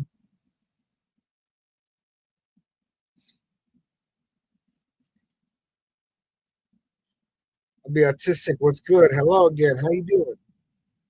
Good to see you. Oh dang, Hummer in the building. One of the moderators. Good.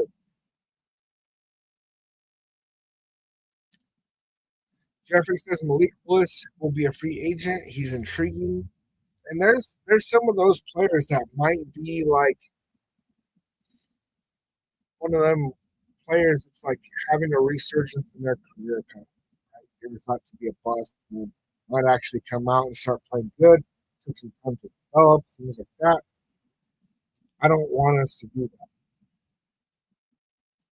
Jeff, I think you should give Pete Carroll another chance. I'm not just looking at box score. I'm not just looking at wins and losses. I'm looking at Pete Carroll and what decisions he has been making with his personnel. I don't want anything to do with Pete Carroll. I like the guy. I don't want him to be our coach.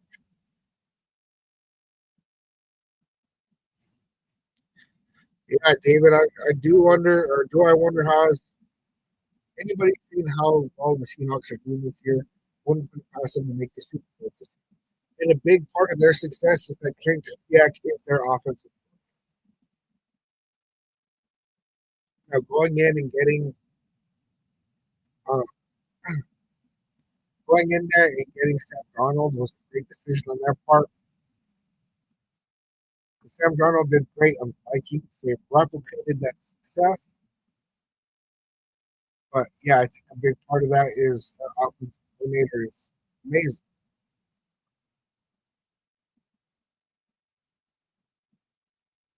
Remember said Pete Carroll was like Al Davis. Game passed him by, and they refused to change to keep him. I think Al Davis, I think a lot of what happened in those years is he was a lot older. He was not as sharp. Um, and health stuff, like there comes a point when people's brains don't operate on the same level again. It's just a fact of life. I got a lot of respect for Al Davis, man, but you know, the last several years he was around, it was not. So real quick, you guys, it's halftime. I'm gonna run to the restroom. I'll be right back.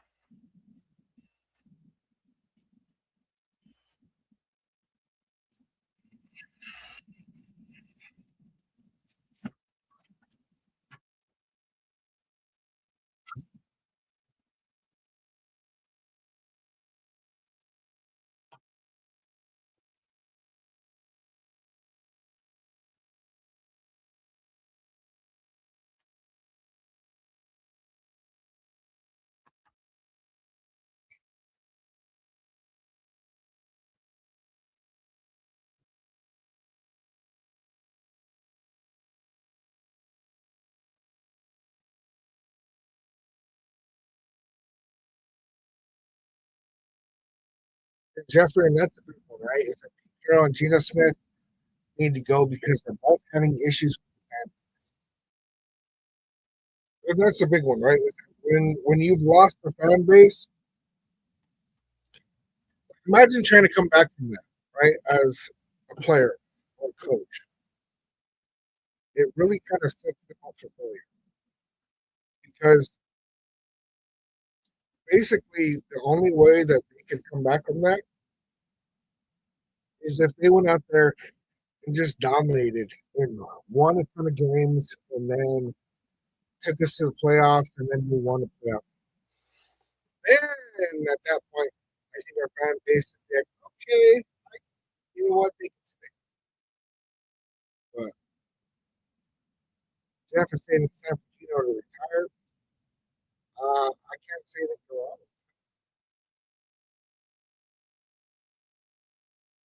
I can't imagine another team is going to want to pick up Gino Smith after this year.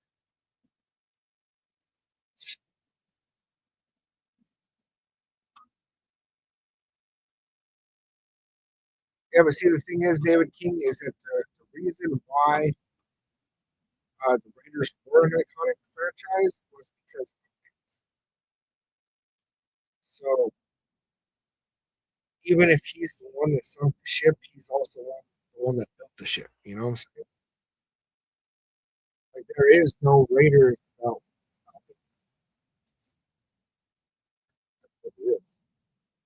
But, you know, like sometimes people hold on to their position for way too long. I mean, we see that happen all over the place, right? I don't think I even got to say where.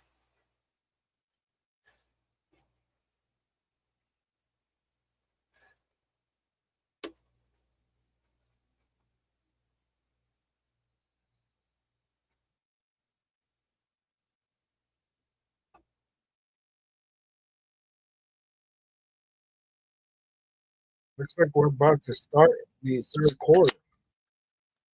Texans up by 6 points. A lot of empty seats up in that building. It is halftime, Melissa.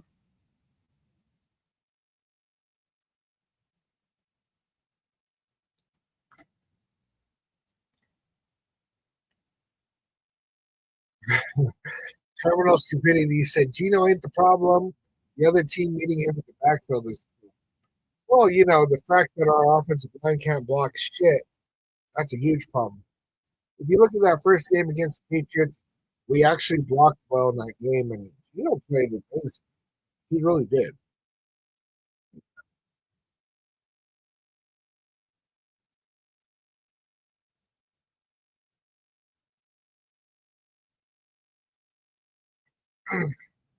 David King, and I understand that whole stance because you had season tickets for so long, man.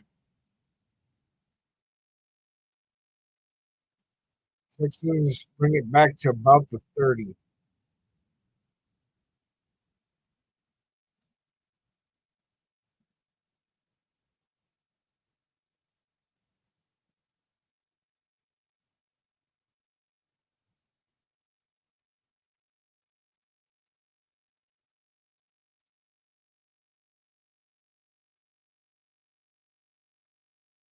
Pete Carroll says we really need to play our ass off and run the ball in the third quarter.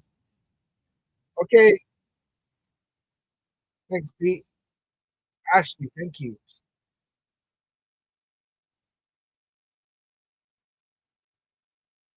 Nick Chubb runs for about 2 yards.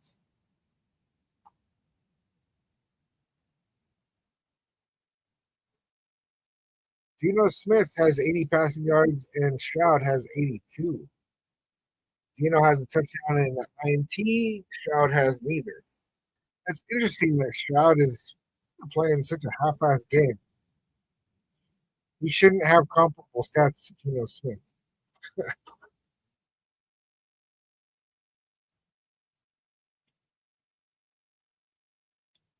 Incomplete. Looks like Lonnie Johnson Jr. broke up that pass, but there's a flag now.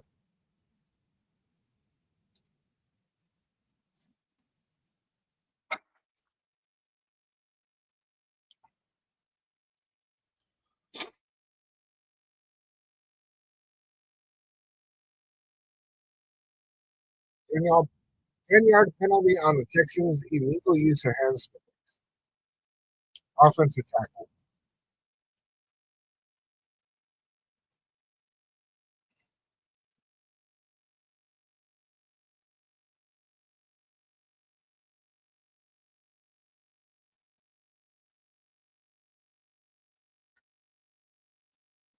Hummer is correct. O line is horrible, but we started um, first half of the season with the same guys as finished last season. Last year, they were doing literally 3 times better. It was 100% coaching failure. Pete's son, Brendan Carroll, is the O line coach.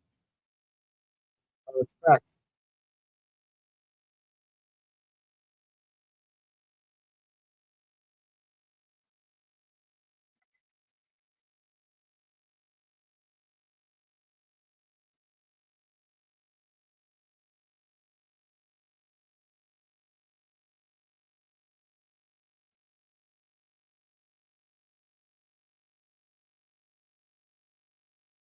3rd and 8.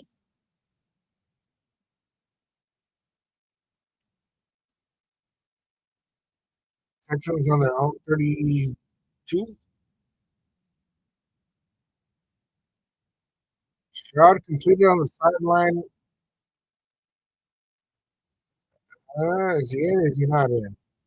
They're saying incomplete. He was out of bounds.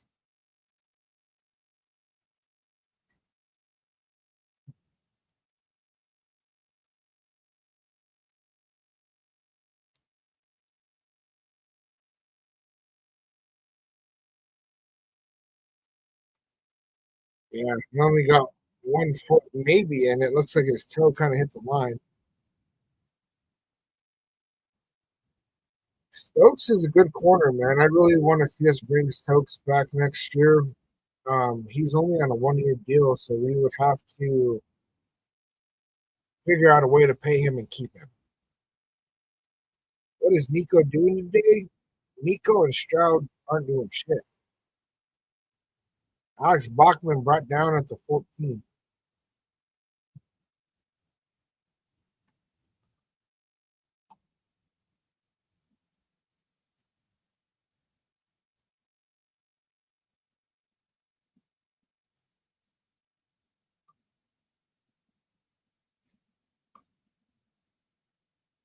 Well, see, the Raiders have done a lot of bad moves with that, David. So the fact that Pete Rozelle blocked the trade from having John Elway come to the Raiders, he told you everything about Al Davis, what the Raiders were going to go do. I mean, and then if you look at the whole situation where Tom Brady and Gronk were going to come to the Raiders, and then John Gruden do that, he wanted to roll forward with Derek Carr, which I get it. He liked Derek Carr, and he wanted to roll forward with Derek Carr. You don't pass up on the opportunity to have Brady and Gronk come to your team, you know? And then they ended up going to the Bucks and they would have won the Super Bowl. You know what I'm saying? Metcalf was allowed to return to the game. Wow, that was crazy. Yeah, we know it. We haven't done anything all season. Trip out, bro. Like people want to jump in the chat and just be like, "Oh, you guys are gonna lose." It's like we know we're gonna lose. That's why there's a big tank behind me on TikTok. There's a big tank right there. I wonder why.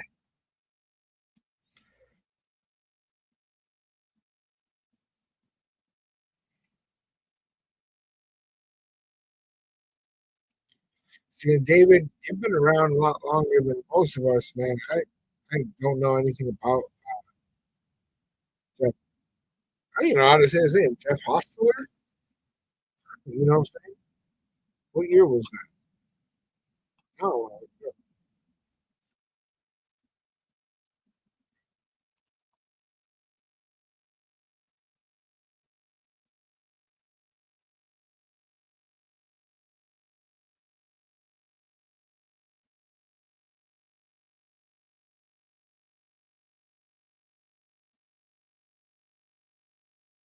okay. We got him in '93.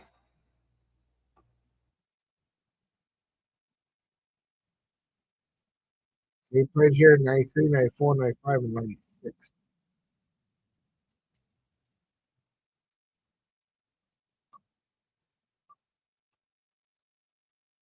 So, John Leon, salute.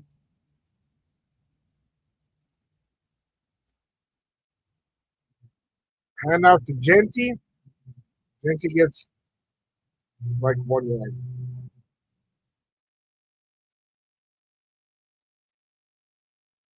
John Leon, your audio is low. So you're the first one to say anything about my audio, John. Um, so it might be on your end. Is anybody else having an issue with the audio on YouTube or Facebook? Rock would follow suit.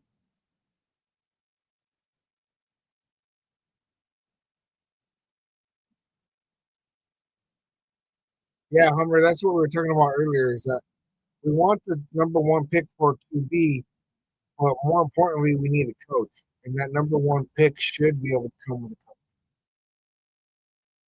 Looked like Ashton Genty ran for about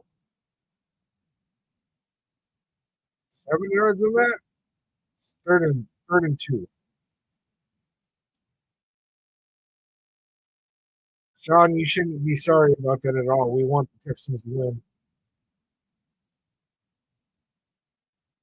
Okay, Jeffrey says the audio is good. Hummer says the audio is low. That's crazy. Bowers was wide open, completed for first down and some.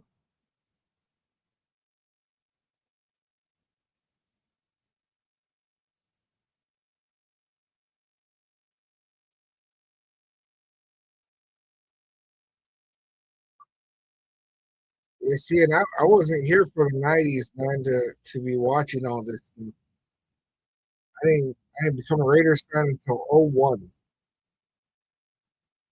Rich Gannon,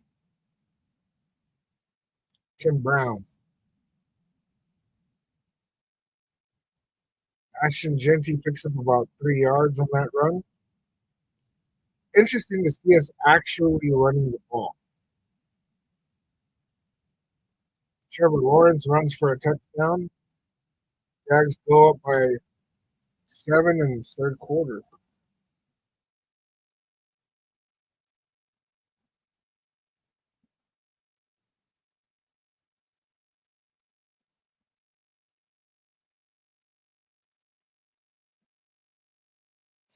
Hummer, um, Gardner Minshew went down with an injury, so it looks like when we play the Chiefs, it might be their third string quarterback.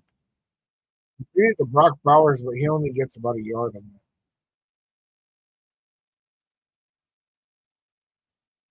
Doc, so Gruden back to the Raiders or no? I honestly don't think it's a good idea. Um, while Gruden was the best coach that we've had in some time, I mean, he had several losing seasons, and then when we started doing good, there was a whole email scandal, all that thing blew up, and he made a lot of bad roster decisions as well. Genty, deep completion, breaks a tackle. Ashton Genty walks in for a touchdown. 60-yard touchdown.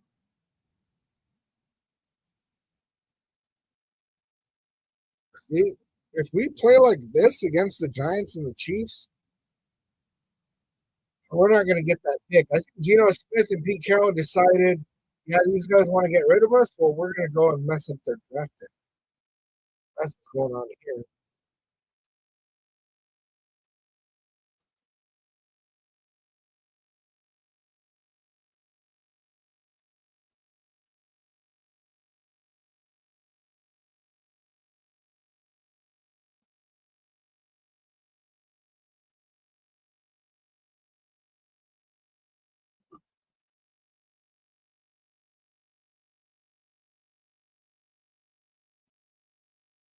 Delay of game on the PAT. That's crazy.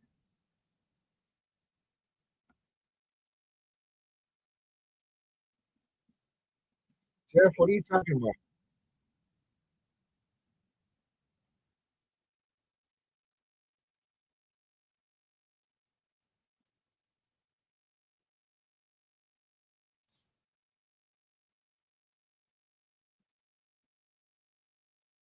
Is good. That makes the score 14-13. Raiders take the lead.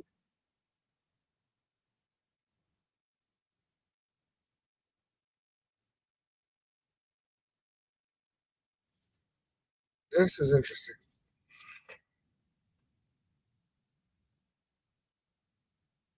About what players are you talking about, Jeff?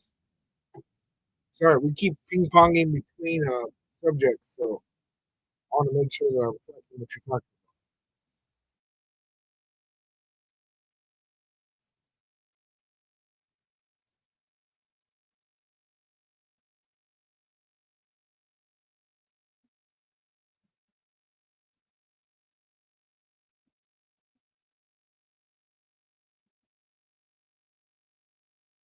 So, John and David, I want to just kind of clarify that I think that you guys are both saying that you like him, and I think that you guys are just kind of miscommunicating on that. You guys both like that quarterback, John Leon, and saying that he was that Jeff was the shit, and that we got him from the Giants. So, just to clarify. Gino and two.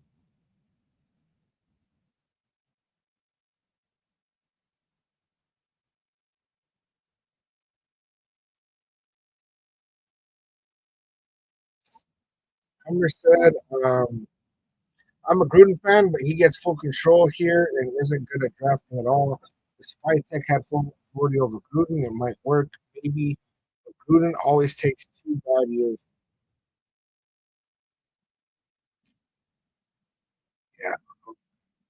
I mean, let's say that we knew for a fact if we got Gruden back in the building that we'd be a playoff team, even if it took a couple of years. I'd probably be down, honestly. I just want a damn win.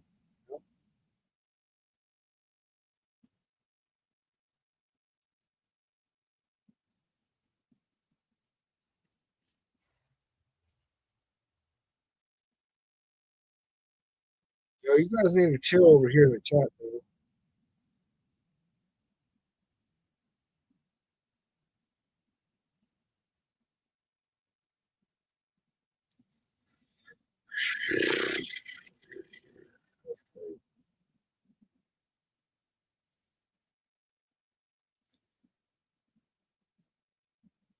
JJ says Gruden is an adult in the building. Okay.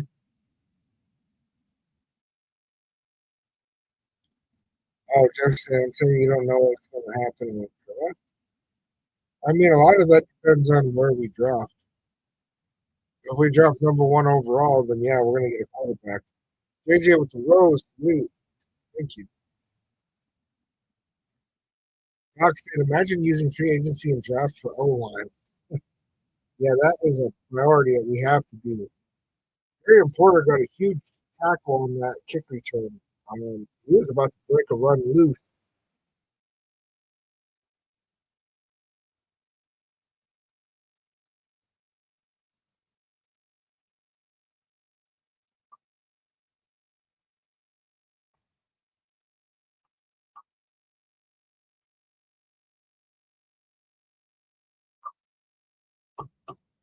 Yeah, I don't know what's going on over here on YouTube with this argument over nothing, but you guys, man, I don't think I need to intervene, but I don't think that there needs to be an argument over anything.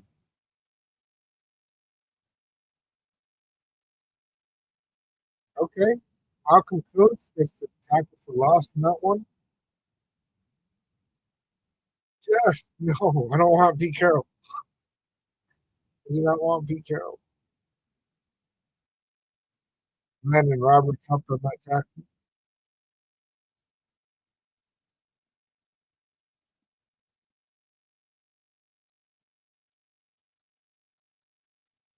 Hunter, is that true? Gentry just broke 1,000 yards?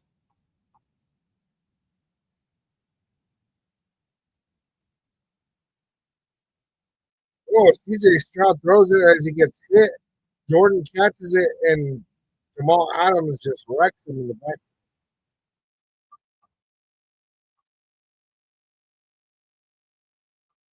Third down and long. I don't know where this Raiders team has been all season, but of course they're going to show up trying to compete. I don't know about that, Hummer. I think 1,000 yards maybe total with rushing and receiving, but not rushing. Oh, totally. Yeah. Okay. Max Crosby is a huge tackle for loss. Yeah, that's true, Jeff. And you have yours too. And I don't really say that you're wrong. I'm just saying that I don't like it, you know? It's Angela. No, the Raiders are actually winning by one right now. Got it. That was my total.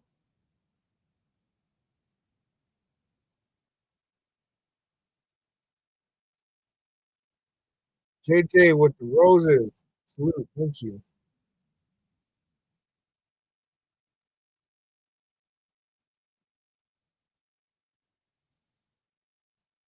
I know. I know now they want to win. It's crazy. Why all of a sudden are they going to play all good? Vince said, "We are losing with style. Don't worry, guys."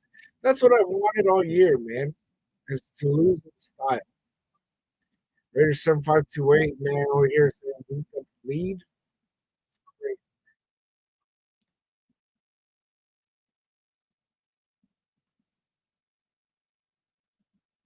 So Hummer is saying that this defense, Patrick Graham is in control.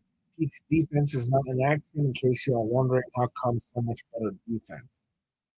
And honestly, man, like I do feel like Patrick Graham's defense does better than Pete Carroll is meddling in it. But I don't really, if you look at since Patrick Graham has been on the Raiders, uh, our defense has not been that great.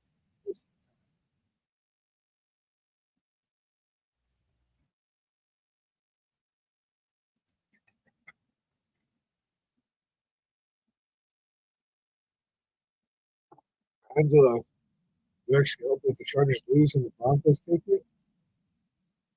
I don't know, man. I don't like any of them. Anybody in the AFC West, bro. Raiders, Chargers, Broncos, Chiefs. And the only team, all four of those, I give a shit about is the Raiders. JJ with heart meat. Salute. Now, you know what? I actually would probably rather the Chargers if I had to make a choice, just because they don't have any rings. Because really, the Broncos and the Chiefs have been dominating our division for decades now, and so that kind of sucks to see them doing good at all. You know, it's like at least if it's the Chargers, like even if they won a Super Bowl, which I don't think that they would, that's the first, instead of like how the Chiefs just passed us, and yeah, I don't know, that's difficult.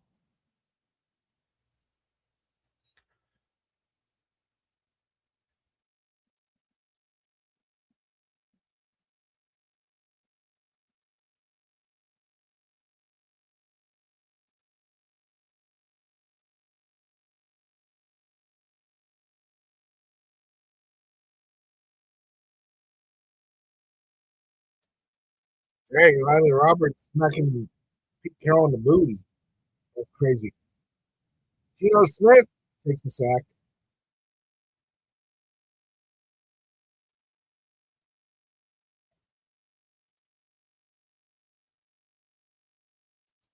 Homer said we aren't running the three defense, which is Pete's PG runs, bend, don't break. Uh, a lot of rushes and sack box. This is the best system for mediocre back players. We have zero backfield stars. Okay. Yeah. I'm gonna take your word on that, Hummer, because you always seem to understand that better than I. Hand off to Ashton Genty. Genty looked like he picked up about 7 yards on that.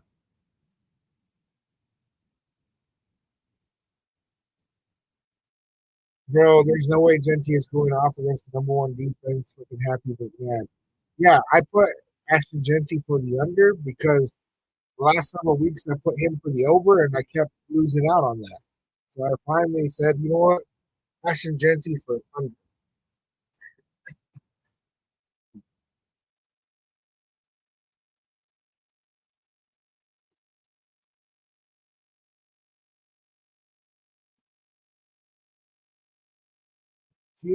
Actually escapes the pressure targeting Lockett, but it got tipped. That would have been a first down. Fourth and 17.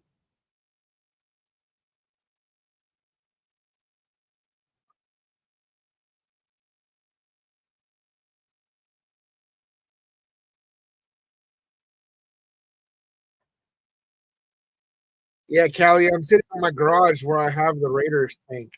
Yep, that's fact. Wait, is Genty really at 122? Is that what's happening here?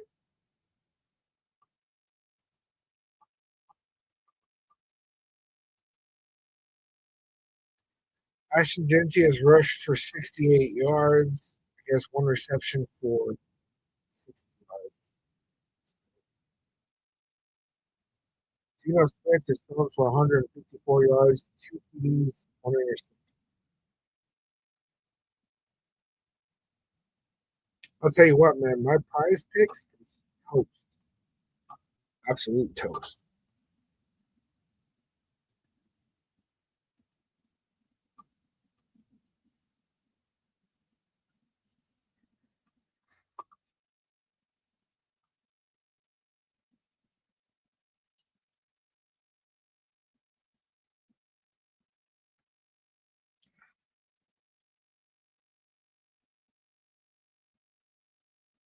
TRFR said, "What a Sunday for real. They always try, and there's no point, even losing out on the first pick."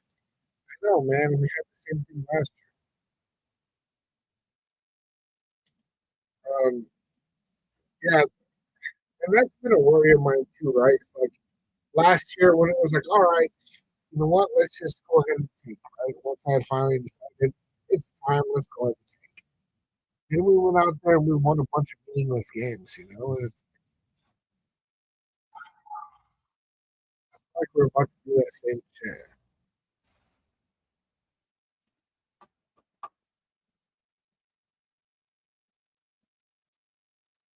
Hummer, I grew up in Vegas from 1976 to now. How to gamble, throw money in a campfire, it lasts longer and it hurts less. Yeah, I never put more than like 20 bucks on like a handful of picks. And sometimes it goes all right. A lot of times, man, it's like you have these stupid things like Josh Allen didn't throw for a single touchdown. It's like, what the fuck? What happened there? You know, Jaguars beating up on the Broncos so far. Let's see it.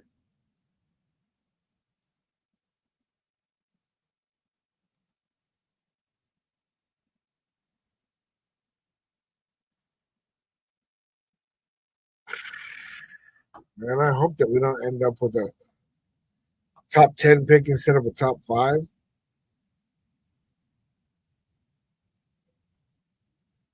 Dang, Jaguars 31-17 on the Broncos. But the way the Broncos been playing, I wouldn't count them out yet. They had that fourth quarter comeback where they scored like 33 points in the fourth quarter. I know that was on the Giants, but still. CJ Stroud completed up the middle, first down to Collins.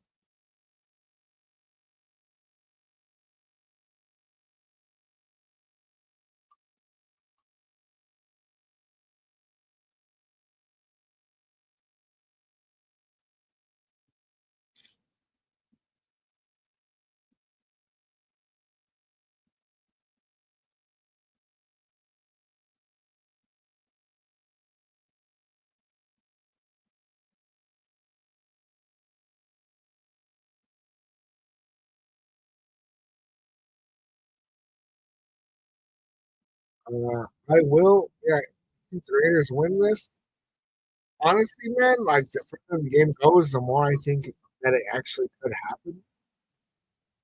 What happened?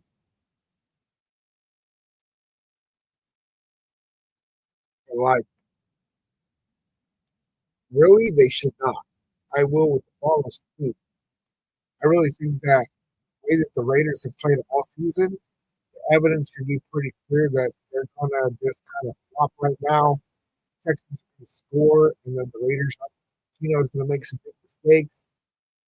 The biggest difference in this game is that we're actually running the ball. That's the number one defense too.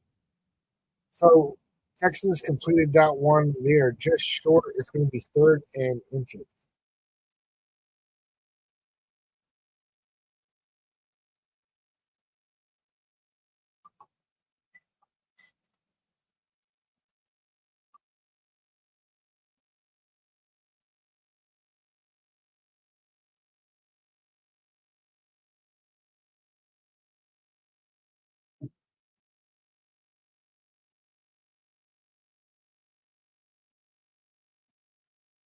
31. Raiders get to stop. Oh wow. Dude, all of a sudden the Raiders want to show up and play. Of course.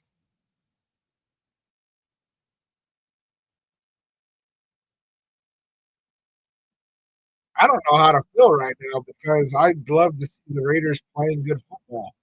And I love for the Raiders to win. But I want that number one pick. So Texans 49-yard attempt. Kick is up. Kick is good. And that puts the score 14-16. 3:08 left in the third.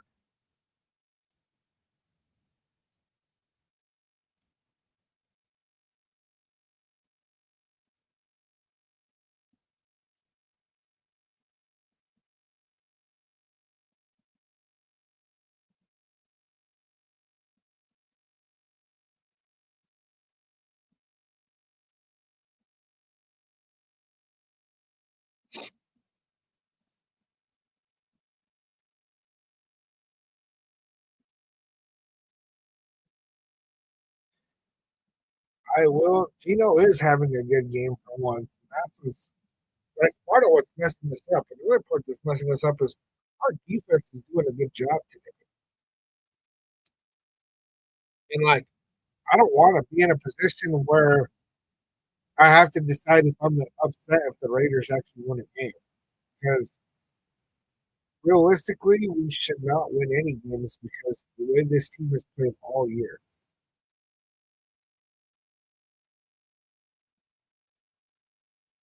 Now at this point, I will getting some wins to build good culture. That happened. That ended weeks ago. Now we're at the point where we need the number one overall pick. That way, we can entice a new head coach into coming to this team and actually being able to pick whoever they want, preferably a quarterback. That way, we can actually go out there and do something different. You know? Candace, who has the ball right now? The Texans just kicked the field goal. The Raiders have the touchback.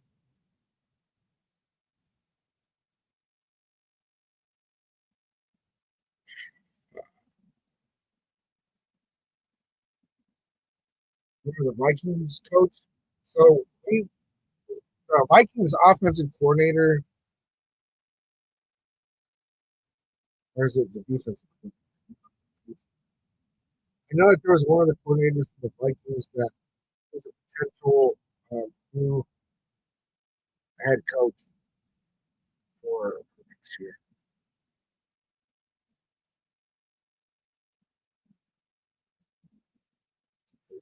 You'll be crazy over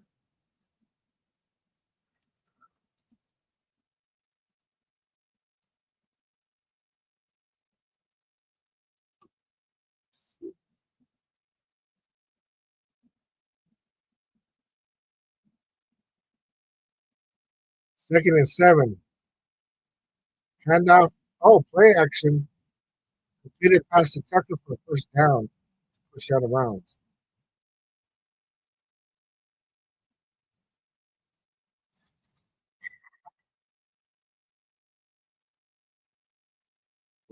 Yeah, Brian. Oh yeah, it was Brian Flores. Not bad. Man. See, one more.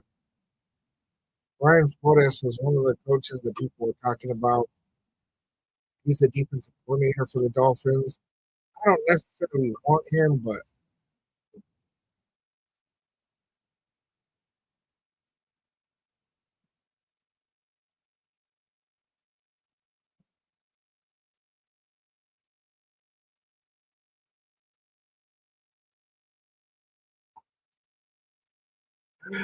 the lumpy sharks. He said, "Please, little 6 pound, 10 ounce baby Jesus, don't let us get this useless win. We need a QB." I will says I'm about Mike McDaniel or Colonel Shannon. Mike McDaniel. I don't know what happened over there in Miami. Is that who we're talking about?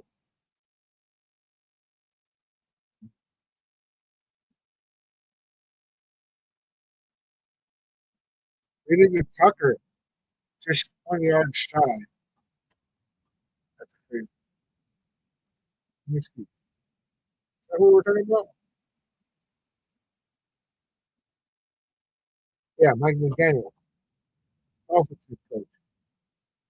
And it seems like they might be out on him, but I don't really know. Really, Clint Kubiak is the coach that I'm starting to think is going to be our best option. I don't know this for a fact.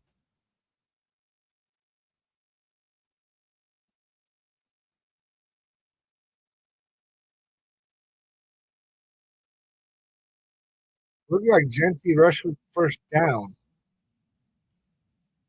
I don't know who this Raiders team is, man, but it's not what we've seen all season. This is weird.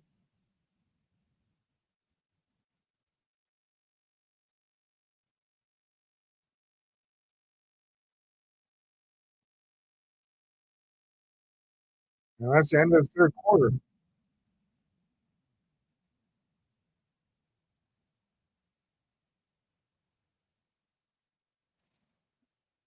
This is kind of crazy, you guys. TRFR, I'm not gonna lie, I would give Pete one more year. Hmm, I I really I really doubt. I really doubt that.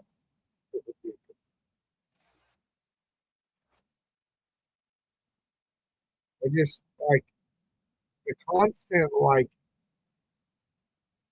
roster decisions that have just been huge misses are just have really got me at a point where I don't like Pete. Him being so convinced about Geno Smith, and there's just a couple of these moves that just I really don't like.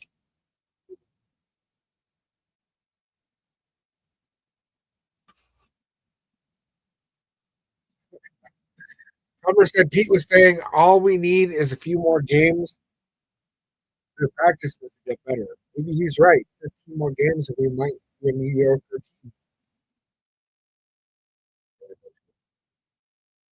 worst roster decisions ever. And I mean that's where I stand with it. It's just the constant things with not playing our rookies and playing people like Alex Capel, moving Jordan Meredith to center, sticking with Geno Smith even when he's hurt. Aiden O'Connell being the third quarterback, what is that? You know? Especially because he obviously doesn't believe in Kenny Pickett. So it's not like he's like, oh yeah, Kenny Pickett's a good quarterback. No, he thinks Kenny Pickett sucks. And he still has Aiden O'Connell as a quarterback.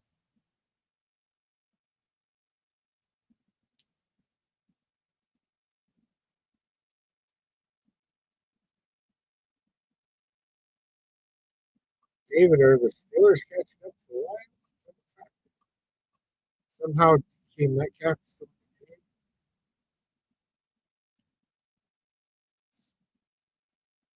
15 to 10.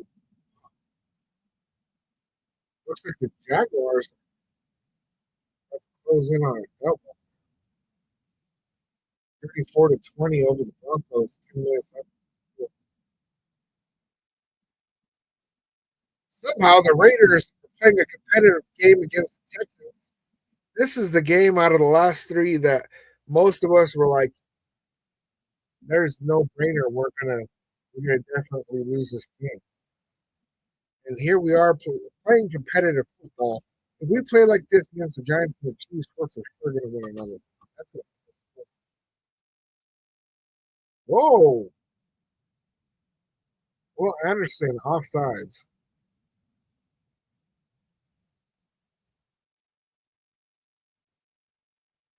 Ball start on the offense.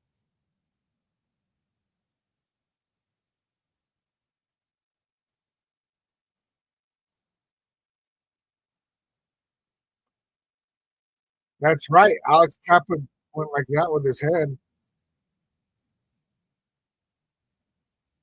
Frank, what's the score? 14-16.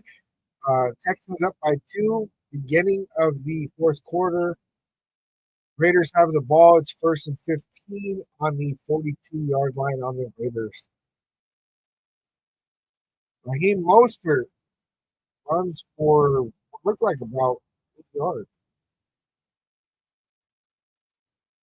Yeah, Jeff, the Raiders don't want to lose. They want to win.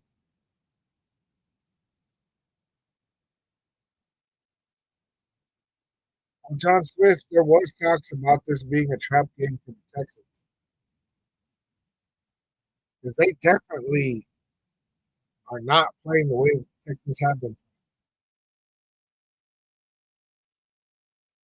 Because we're the worst offense in the NFL, and that's not, we're playing much better against the best defense in the NFL than we have against most teams.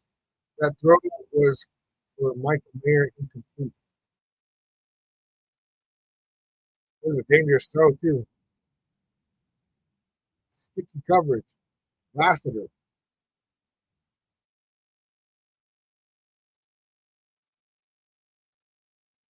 14 points is what we average per game.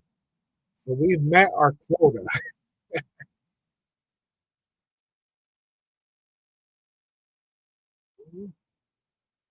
39. Smith completed the locket, tackled immediately, only picked up about 4 yards. We're going to fourth down. What's up, Q? Thanks for sending the 8 chili. Appreciate it.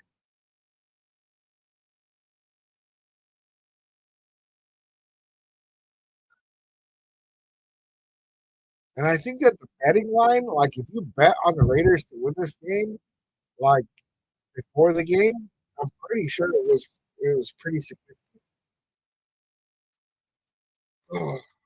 But I don't know, man. Raiders still have 13 minutes and 42 seconds to Raider it up. Great punt by Cole down at the 10-yard line.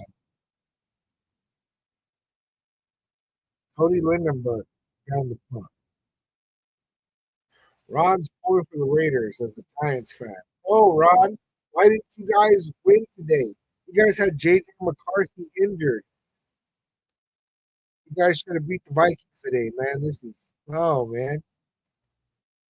It's not gonna matter if you guys beat us next week.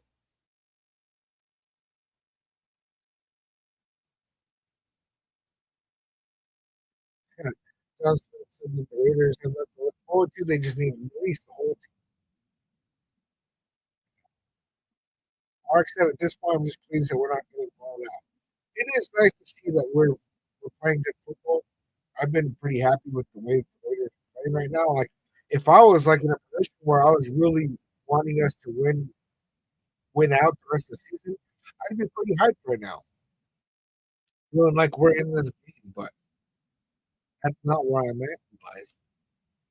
I want that pick.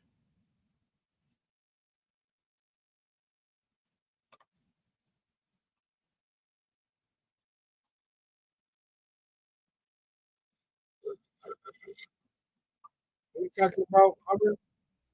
I said rosters played Morrig out. Moved around the online that made it to 17 ranked worst. Gino as QB. Then look who he brought in as O line. Oh, Brendan Carroll. Myers gone for O line. Train wreck or pirate ship. Is what happened.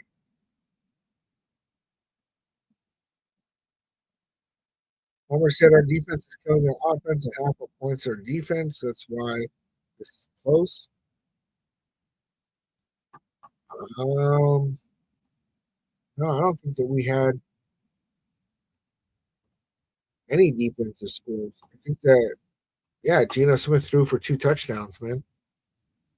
He's thrown for 181 yards, 2 touchdowns, 1 interception. CJ Stroud has only thrown for 110 yards. Yeah, I will. Max Crosby is playing. John Smith said Houston's missing a bunch of offensive players. Yeah, but like, I don't know, man. The way that the Raiders have been playing, I didn't expect that to change anything. Hmm.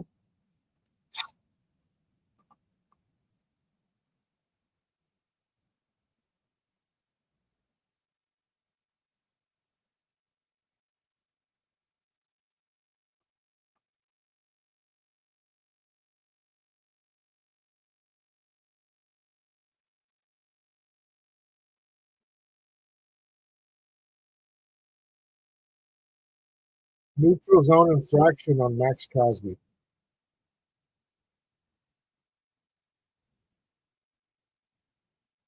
Yeah, pretty boy. We need to take the L for that number one QB.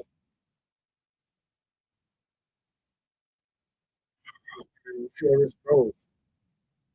1st and 5. Texans have the ball.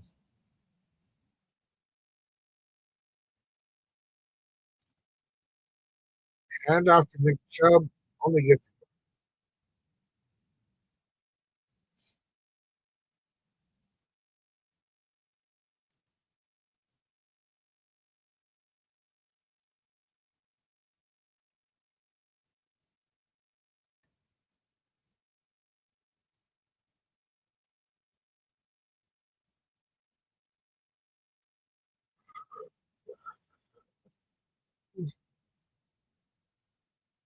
yeah, no, I don't show the game, bro. That's how you get your channel taken down.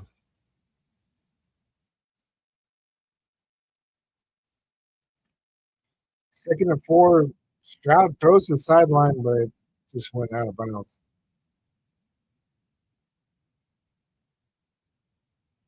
The crowd is booing CJ Stroud.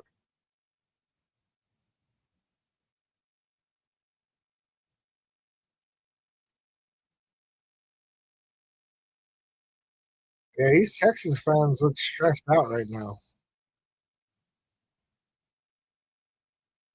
3rd and 4. Yeah, Trout Slayer Raiders are looking like they're going to screw up the number one pick. It does look like that. Stroud completed over the middle, 1st down.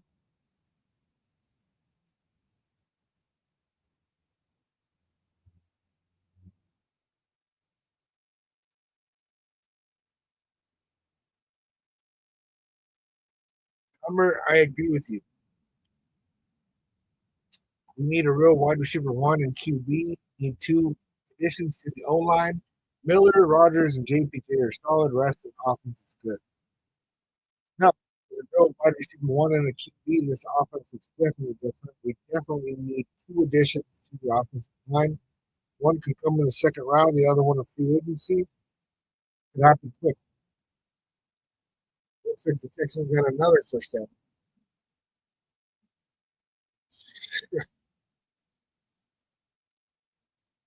Yeah, just like last year. Oh shit, man. It's like, hey, you know what? We could have a legitimate pick and get a quarterback. Or let's just win some meaningless games at the end of the year and screw that up. That way we can stay at zero. And Stevie, most of these players are free agents next year. So they don't give a shit what pick the Raiders get. They're playing for tape. They're playing for a new contract. Oh shit, Chubb stayed on his feet, but Max Crosby, crazy person, chases him down. 31 yards for Chubb.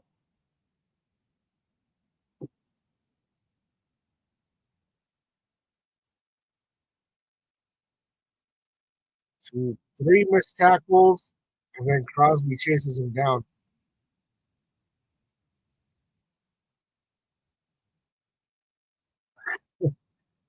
Dude, Max Crosby is way faster than Nick Chubb. That's crazy. How is Max Crosby going to be faster than you as a running back? Hey, who has the ball? Texans have the ball. 14 to 16, 10:36 left in the fourth. Completed to Stover for about 3 yards.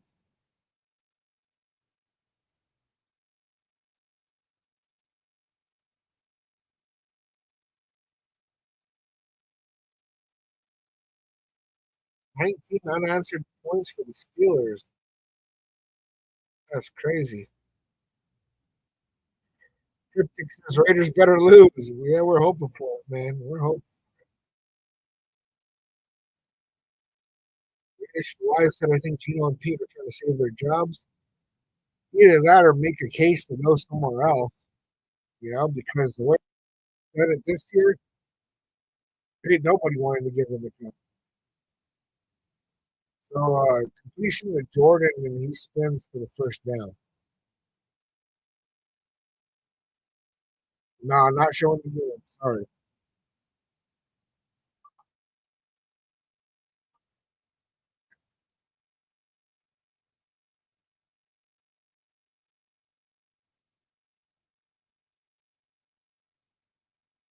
Yeah, David, Max Crosby is still in recovery.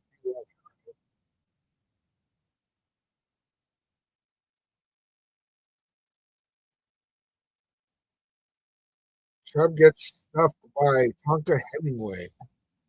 Hummer said, David, Josh McDumbass ruined Adams. He came here for DC4 and West Coast offense. Adams was getting killed, but he gave up on us. So bye, Felicia.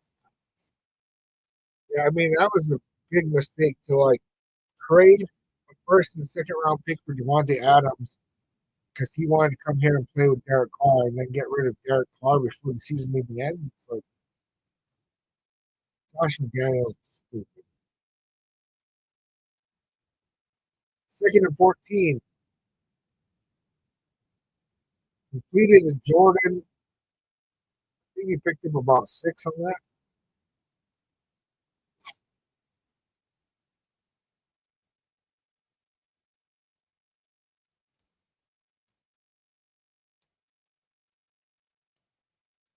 Third and 8.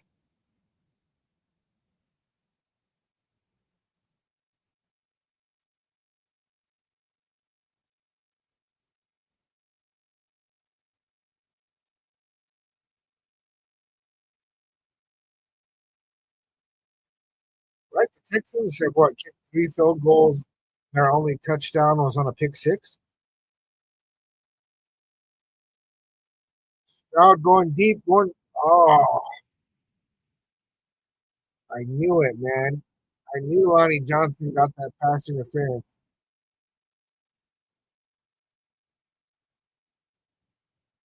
Lonnie Johnson Jr. pass interference. That's going to put them on the goal line.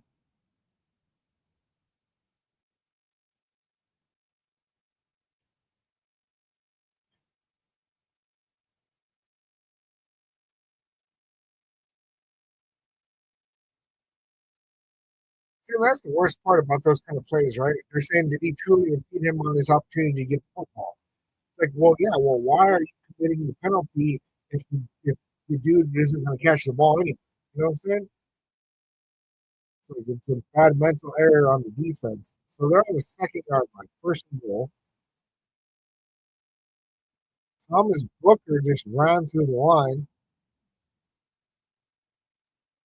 Encroachment on the Raiders. Half the distance to the goal. So that's going to move them up to the 1 yard line. See, and this is kind of like how I was saying earlier, where even though the Raiders are playing good, they do this thing where they fall apart. And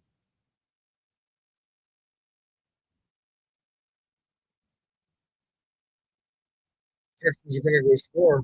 And that's going to be game pretty much. Hoagie, if they win, how about are the odds to get number one?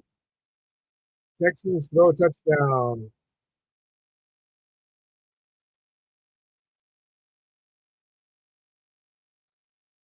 Okay. So yeah, Kai, the score is now 14-22. They're probably going to kick an extra point. So it probably be 20. But yeah, Poogie, if they win, how about the odds to get number one? If we win right now, we move down to pick number 4. At that point, what would need to happen is the Giants would need to lose. I mean, no, they would have to win a game, right? So if the Giants beat us, the the Browns would have to win a game, and the Jets would have to. And the odds on that happening are pretty slim because the Browns next week they play the Steelers. The week after they play the Bengals. Both of those are maybe winnable because they almost beat the Bills today, but it's really hit and miss with the Browns. And then the Jets played the Patriots and the Bills, and they couldn't beat the Saints today. So basically, if we win a game, we are out on the number one pick.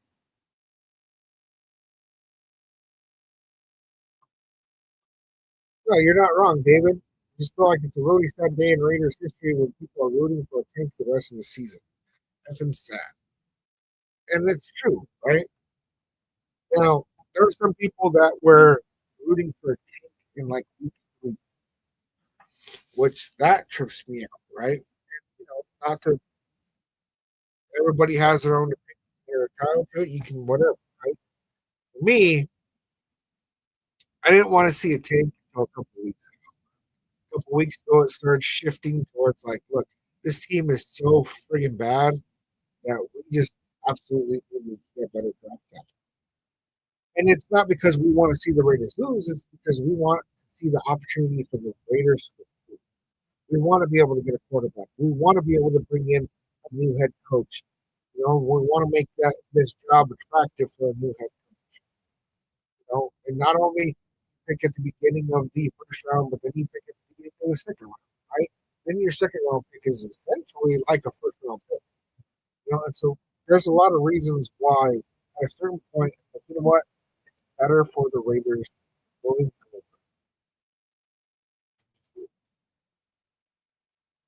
Ruthless, that was kind of a cheap ass PI call, but also you got to play it cleanly.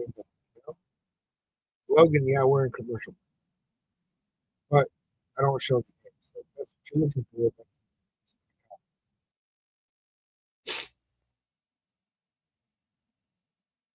Ryan said I'd like to see one more Raiders TD in this game. Or if the Raiders score another TD, we're still down.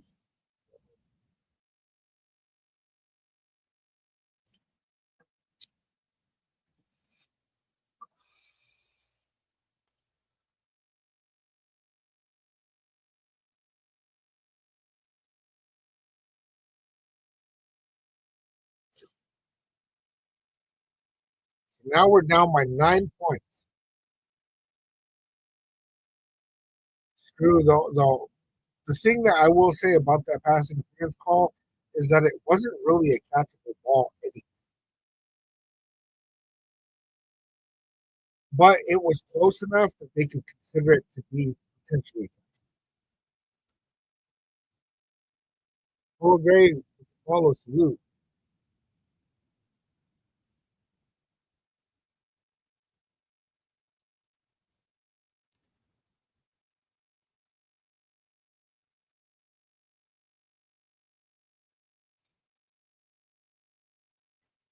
All right, 7:41 left in the game.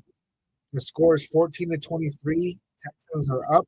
Raiders have the ball on their own 35.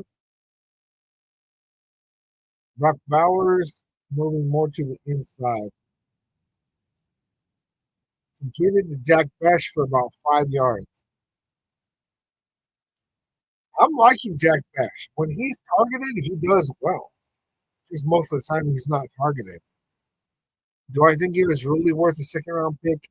That's to be determined at this point. I would rather see us get offensive line, defensive tackle. Oh, Geno Smith got hit, but he's still on his feet. Where was this scrambling Geno Smith the whole year?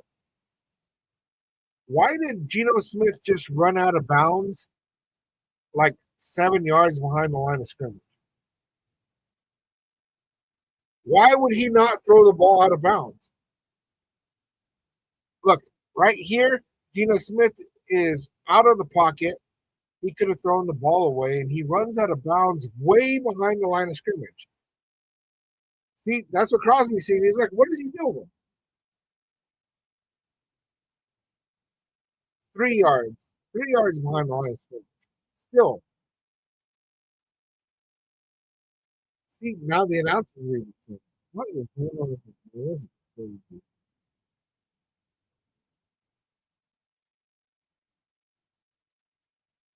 Geno Smith fires low to Trey Tucker, who dives and catches it.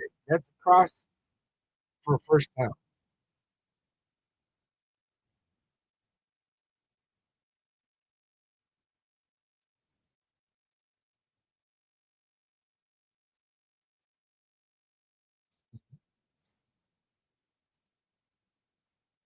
Genty runs for about 3 yards. Hummer said, I'm torn. I don't believe in tanks. Always want to win, but I understand pick number one. Now I think we can legit lose, and I'm okay. First time ever. My son is a Giants believes and hope for a team. Well, and see, the Giants, if they get that number one pick, they're going to trade out of it. Genty breaks off a big run, and he's going to go for a touchdown. Look at Genty, bro. Nobody thought Genty was going to run good against this Texans defense. That is crazy. That is crazy. This is the this is the damn way I've been wanting the Raiders to play all year. I even said weeks and weeks ago that's like I don't mind if the Raiders are losing as long as they're actually competitive. But for us to just absolutely not be competitive in two games, it sucks. Ashton Genty's having a breakout game, man. Kick is up, kick is good.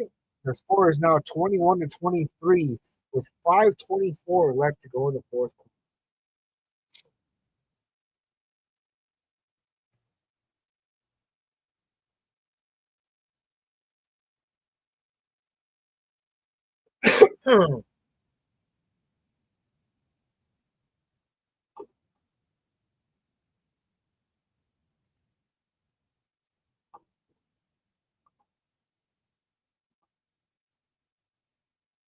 Ashton Genty has 128 rushing yards and 60 receiving yards.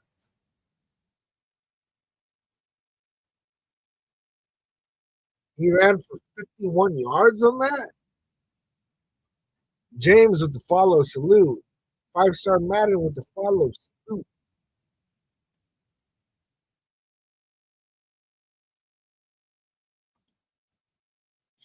This is crazy, man. Ashton Genty has a total of 188 yards.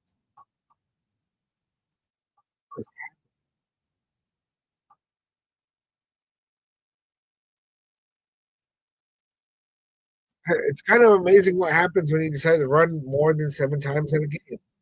David, you are exactly right. That is the biggest change that I've seen in this offense. They're actually running the ball. These guys are out here playing like they want to play. If you've noticed the last several weeks, this team has not looked like they want to win. Ruthless Raider with the goat, with the chili, with the goat. Salute to you, man. Appreciate the gifts, man. And that's 10 goats, 10 chilies, and then 8 goats. Salute to you, man. Another 15 goats from Ruthless Raider. Salute. Thank you. The score is 21-23. Texans are up by two, 5:19 left in the game. And CJ Stroud just fumbled the snap, falls on it.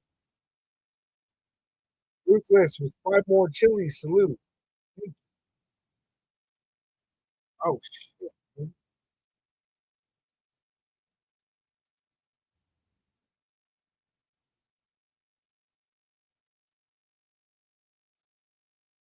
Crazy. 2nd and 21.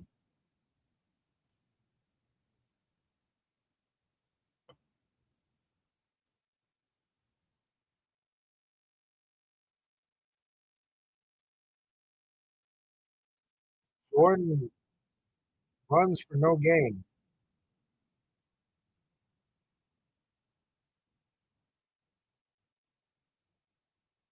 The Texans fans are pissed.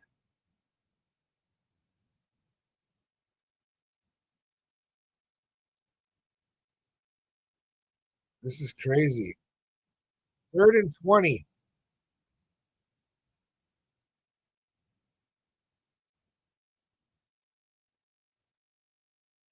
Stroud throws deep, way too deep.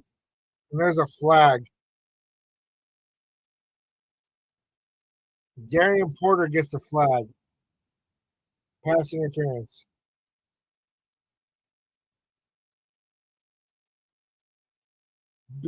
I'm not even like pay for NFL Sunday ticket. Why you scared, bro? Crazy. That's crazy.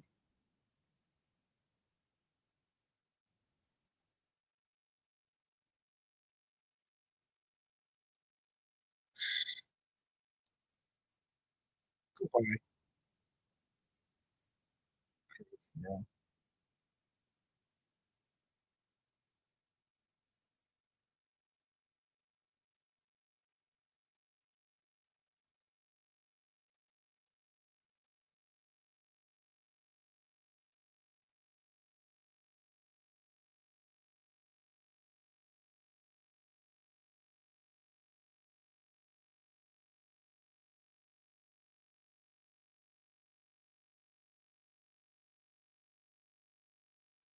3:30 left in the fourth. 2nd and 9. 21-23. I missed that whole thing, man. Oh, they got the yeah. It was the penalty. My bad. Getting caught up on the chat, man. Stroud completed with a tackle by Paul Mao. Hutchinson probably got about 5 yards on that. Ruthless with the GG salute. Thank you.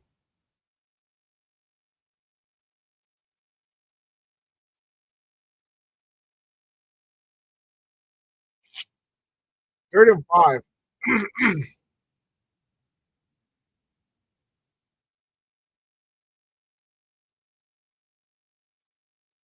This is like the most competitive I've seen this team be in a while. I'm not bueno. Said good job, Porter. Stick to the plan. Stroud has to step up. Completed first down and some. Texans get up to the 50-yard line.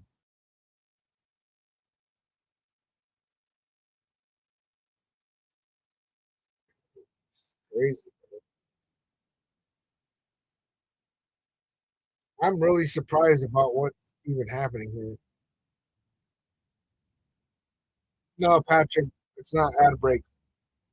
We do a play by play. We do discussion.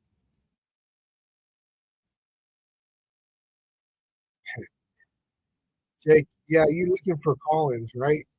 What do you need from Collins? Nico Collins, TD. Let's see what's up, man.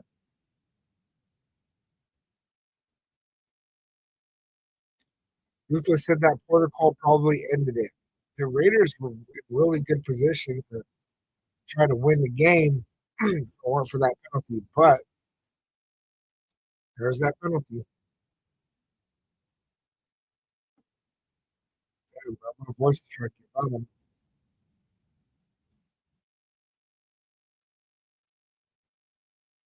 Hand off to Jordan, breaks a huge hole through Raiders defense, gets the first down, probably about 12, 15 minutes. Yeah, Michael, that we don't want to win, man. That's where I'm at. I don't want to win. Not at this point in the season. Oh, I'm really excited to see the Raiders playing good. I like that. What I don't like is that the next 2 weeks we're going to be playing teams that are a lot worse than the Texans.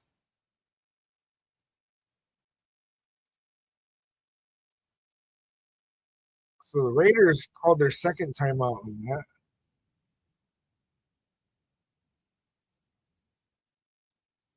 Why would the Raiders have called a timeout right there? I guess. Yeah, I guess. 2:23 to go. I see what they're doing.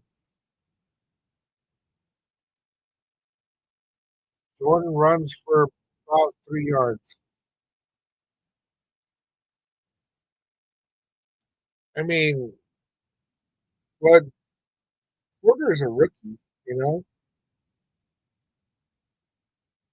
and he hasn't been getting much play.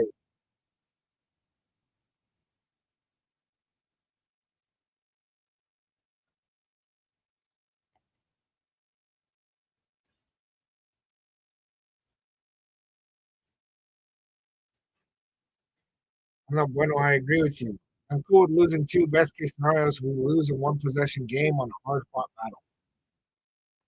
Bro, with the goaded fucking profile picture with the daddy chill. I mean, that's hilarious, bro. Oh, that might be a face mask. Maybe Booker had him by the shoulder, but Jordan got stuffed in that rush. I'm just a girl with sharing the live. Appreciate you. Thank you. Oh, Trent Brown, right tackle for the Texans, is down, holding his leg.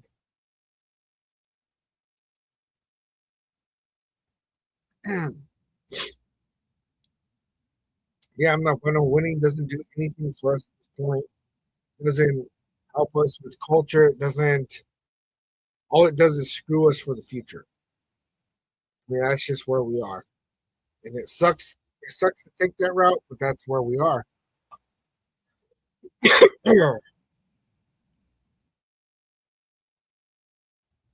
Yeah, ruthless. It's good to see that we played better against a good team with a strong defense, and I do like that.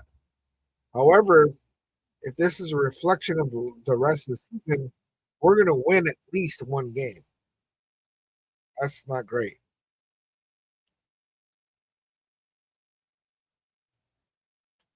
Hmm. Yeah, Blood, it did look like Stroud was just throwing it away because I don't think Nico Collins was going to get to the pass, but Porter, he messed up.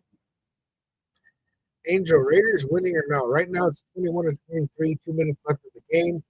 The Texans have the ball.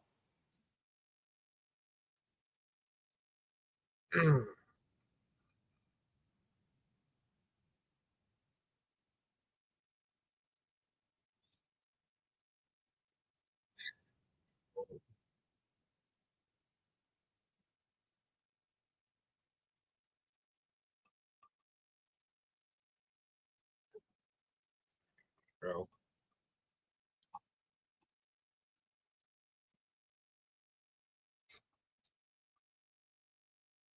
It's like Jaguars going to get the dub over the Broncos. Steelers look like they might win that game, man. They're up by 12 against the Lions.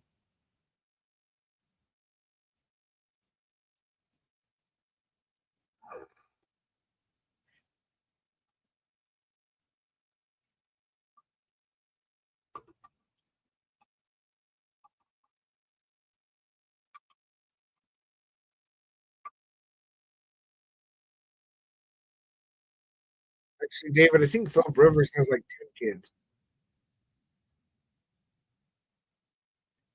Jeff said what we need is an interception only if we're trying to win.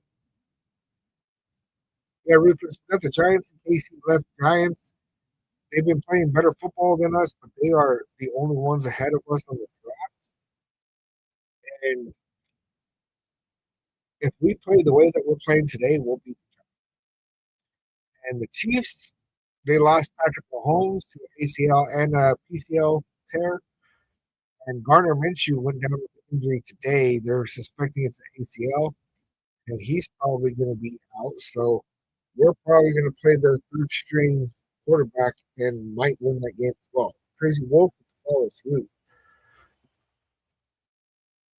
Yeah, Casey was buns today. I'm also worried about that game. I put out a video a couple of days ago saying that the Raiders have a major problem. That major problem is us playing against the Chiefs the last game of the season. Because if we want that number one overall pick, we got to figure out how to lose these games. And that's not something that I thought we had to worry about before today. But the way that we're playing today, when was the last time we scored over 20 points in a game?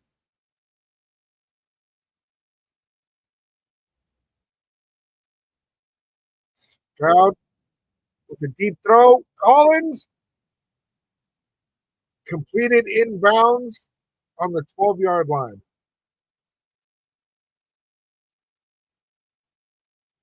Yeah, but we usually make backups look good. So let's hope we continue that trend. I don't know, man. With the way that we're playing against the Texans, it's crazy.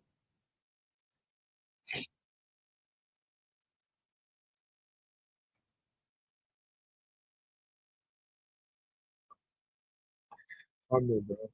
Minshew will be healing in his fan down by the river. Oh, now that completion's under review.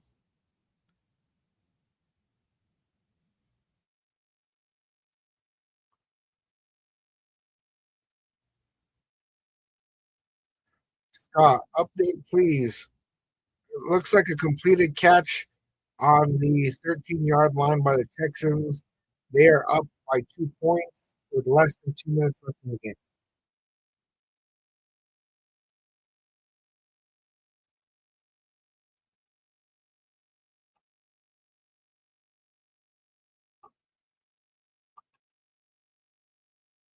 Yeah, it looks like they're going to roll the catch. Might be the 14-yard line.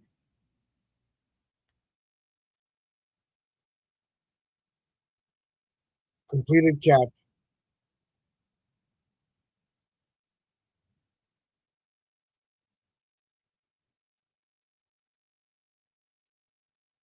7-second run on the clock because he was rolled down in. Who's winning? The Texans are up by 2 with a minute 46 left in the game. Jeff says game over. Yeah. 146 left in the game. Ryan says this is the best outcome. Played well, but still losing. I agree. Is that Polo Gray or Polo Gray? Sure, salute. Who's winning? The Texans are winning.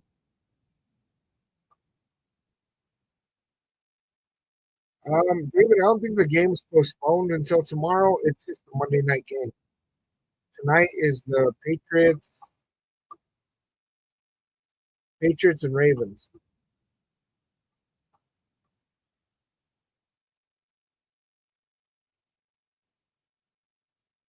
Smitty, do you know when that pick six? Yeah, that pick six is what created the loss, you know? Brian, no, if the Raiders lose to the Giants next week, we do move up to number one. However, we still have to lose to the Chiefs. The Chiefs have no Patrick Mahomes, and Gardner Minshew even went down with an injury today. So that's going to be a rough game to try to lose. All right, you guys, Texans are taking the knee. That's that's the game. That's it. The Texans barely squeak out a win over the Raiders. And what a crazy game, you guys. What an absolutely crazy game. I had no expectations for the Raiders to even be close. No, this is Patrick said, whew, that was a close one. Yeah, dude. Way too close. Oh my god. All right. What are you talking about? I'm not bueno. That's crazy. Oh shit, the Lions are making a comeback. 24 to 29. Oh, the fourth quarter was crazy. GG. What's up, man? So, guys, I'm going to jump off, bro, but like, really, just real quick, the Raiders look actually like a decent football team. That was absolutely crazy. It was not expected anyway. I don't even know what happened there, but at least we got the L because right at this point we need that number one overall pick. I'm gonna tell you guys right now, I am very, very concerned about playing against the Giants and the Chiefs with a third string quarterback. Those are games that can easily be won by the Raiders if we play the way that we played today. That is not good. That is not good, guys. I am seriously concerned about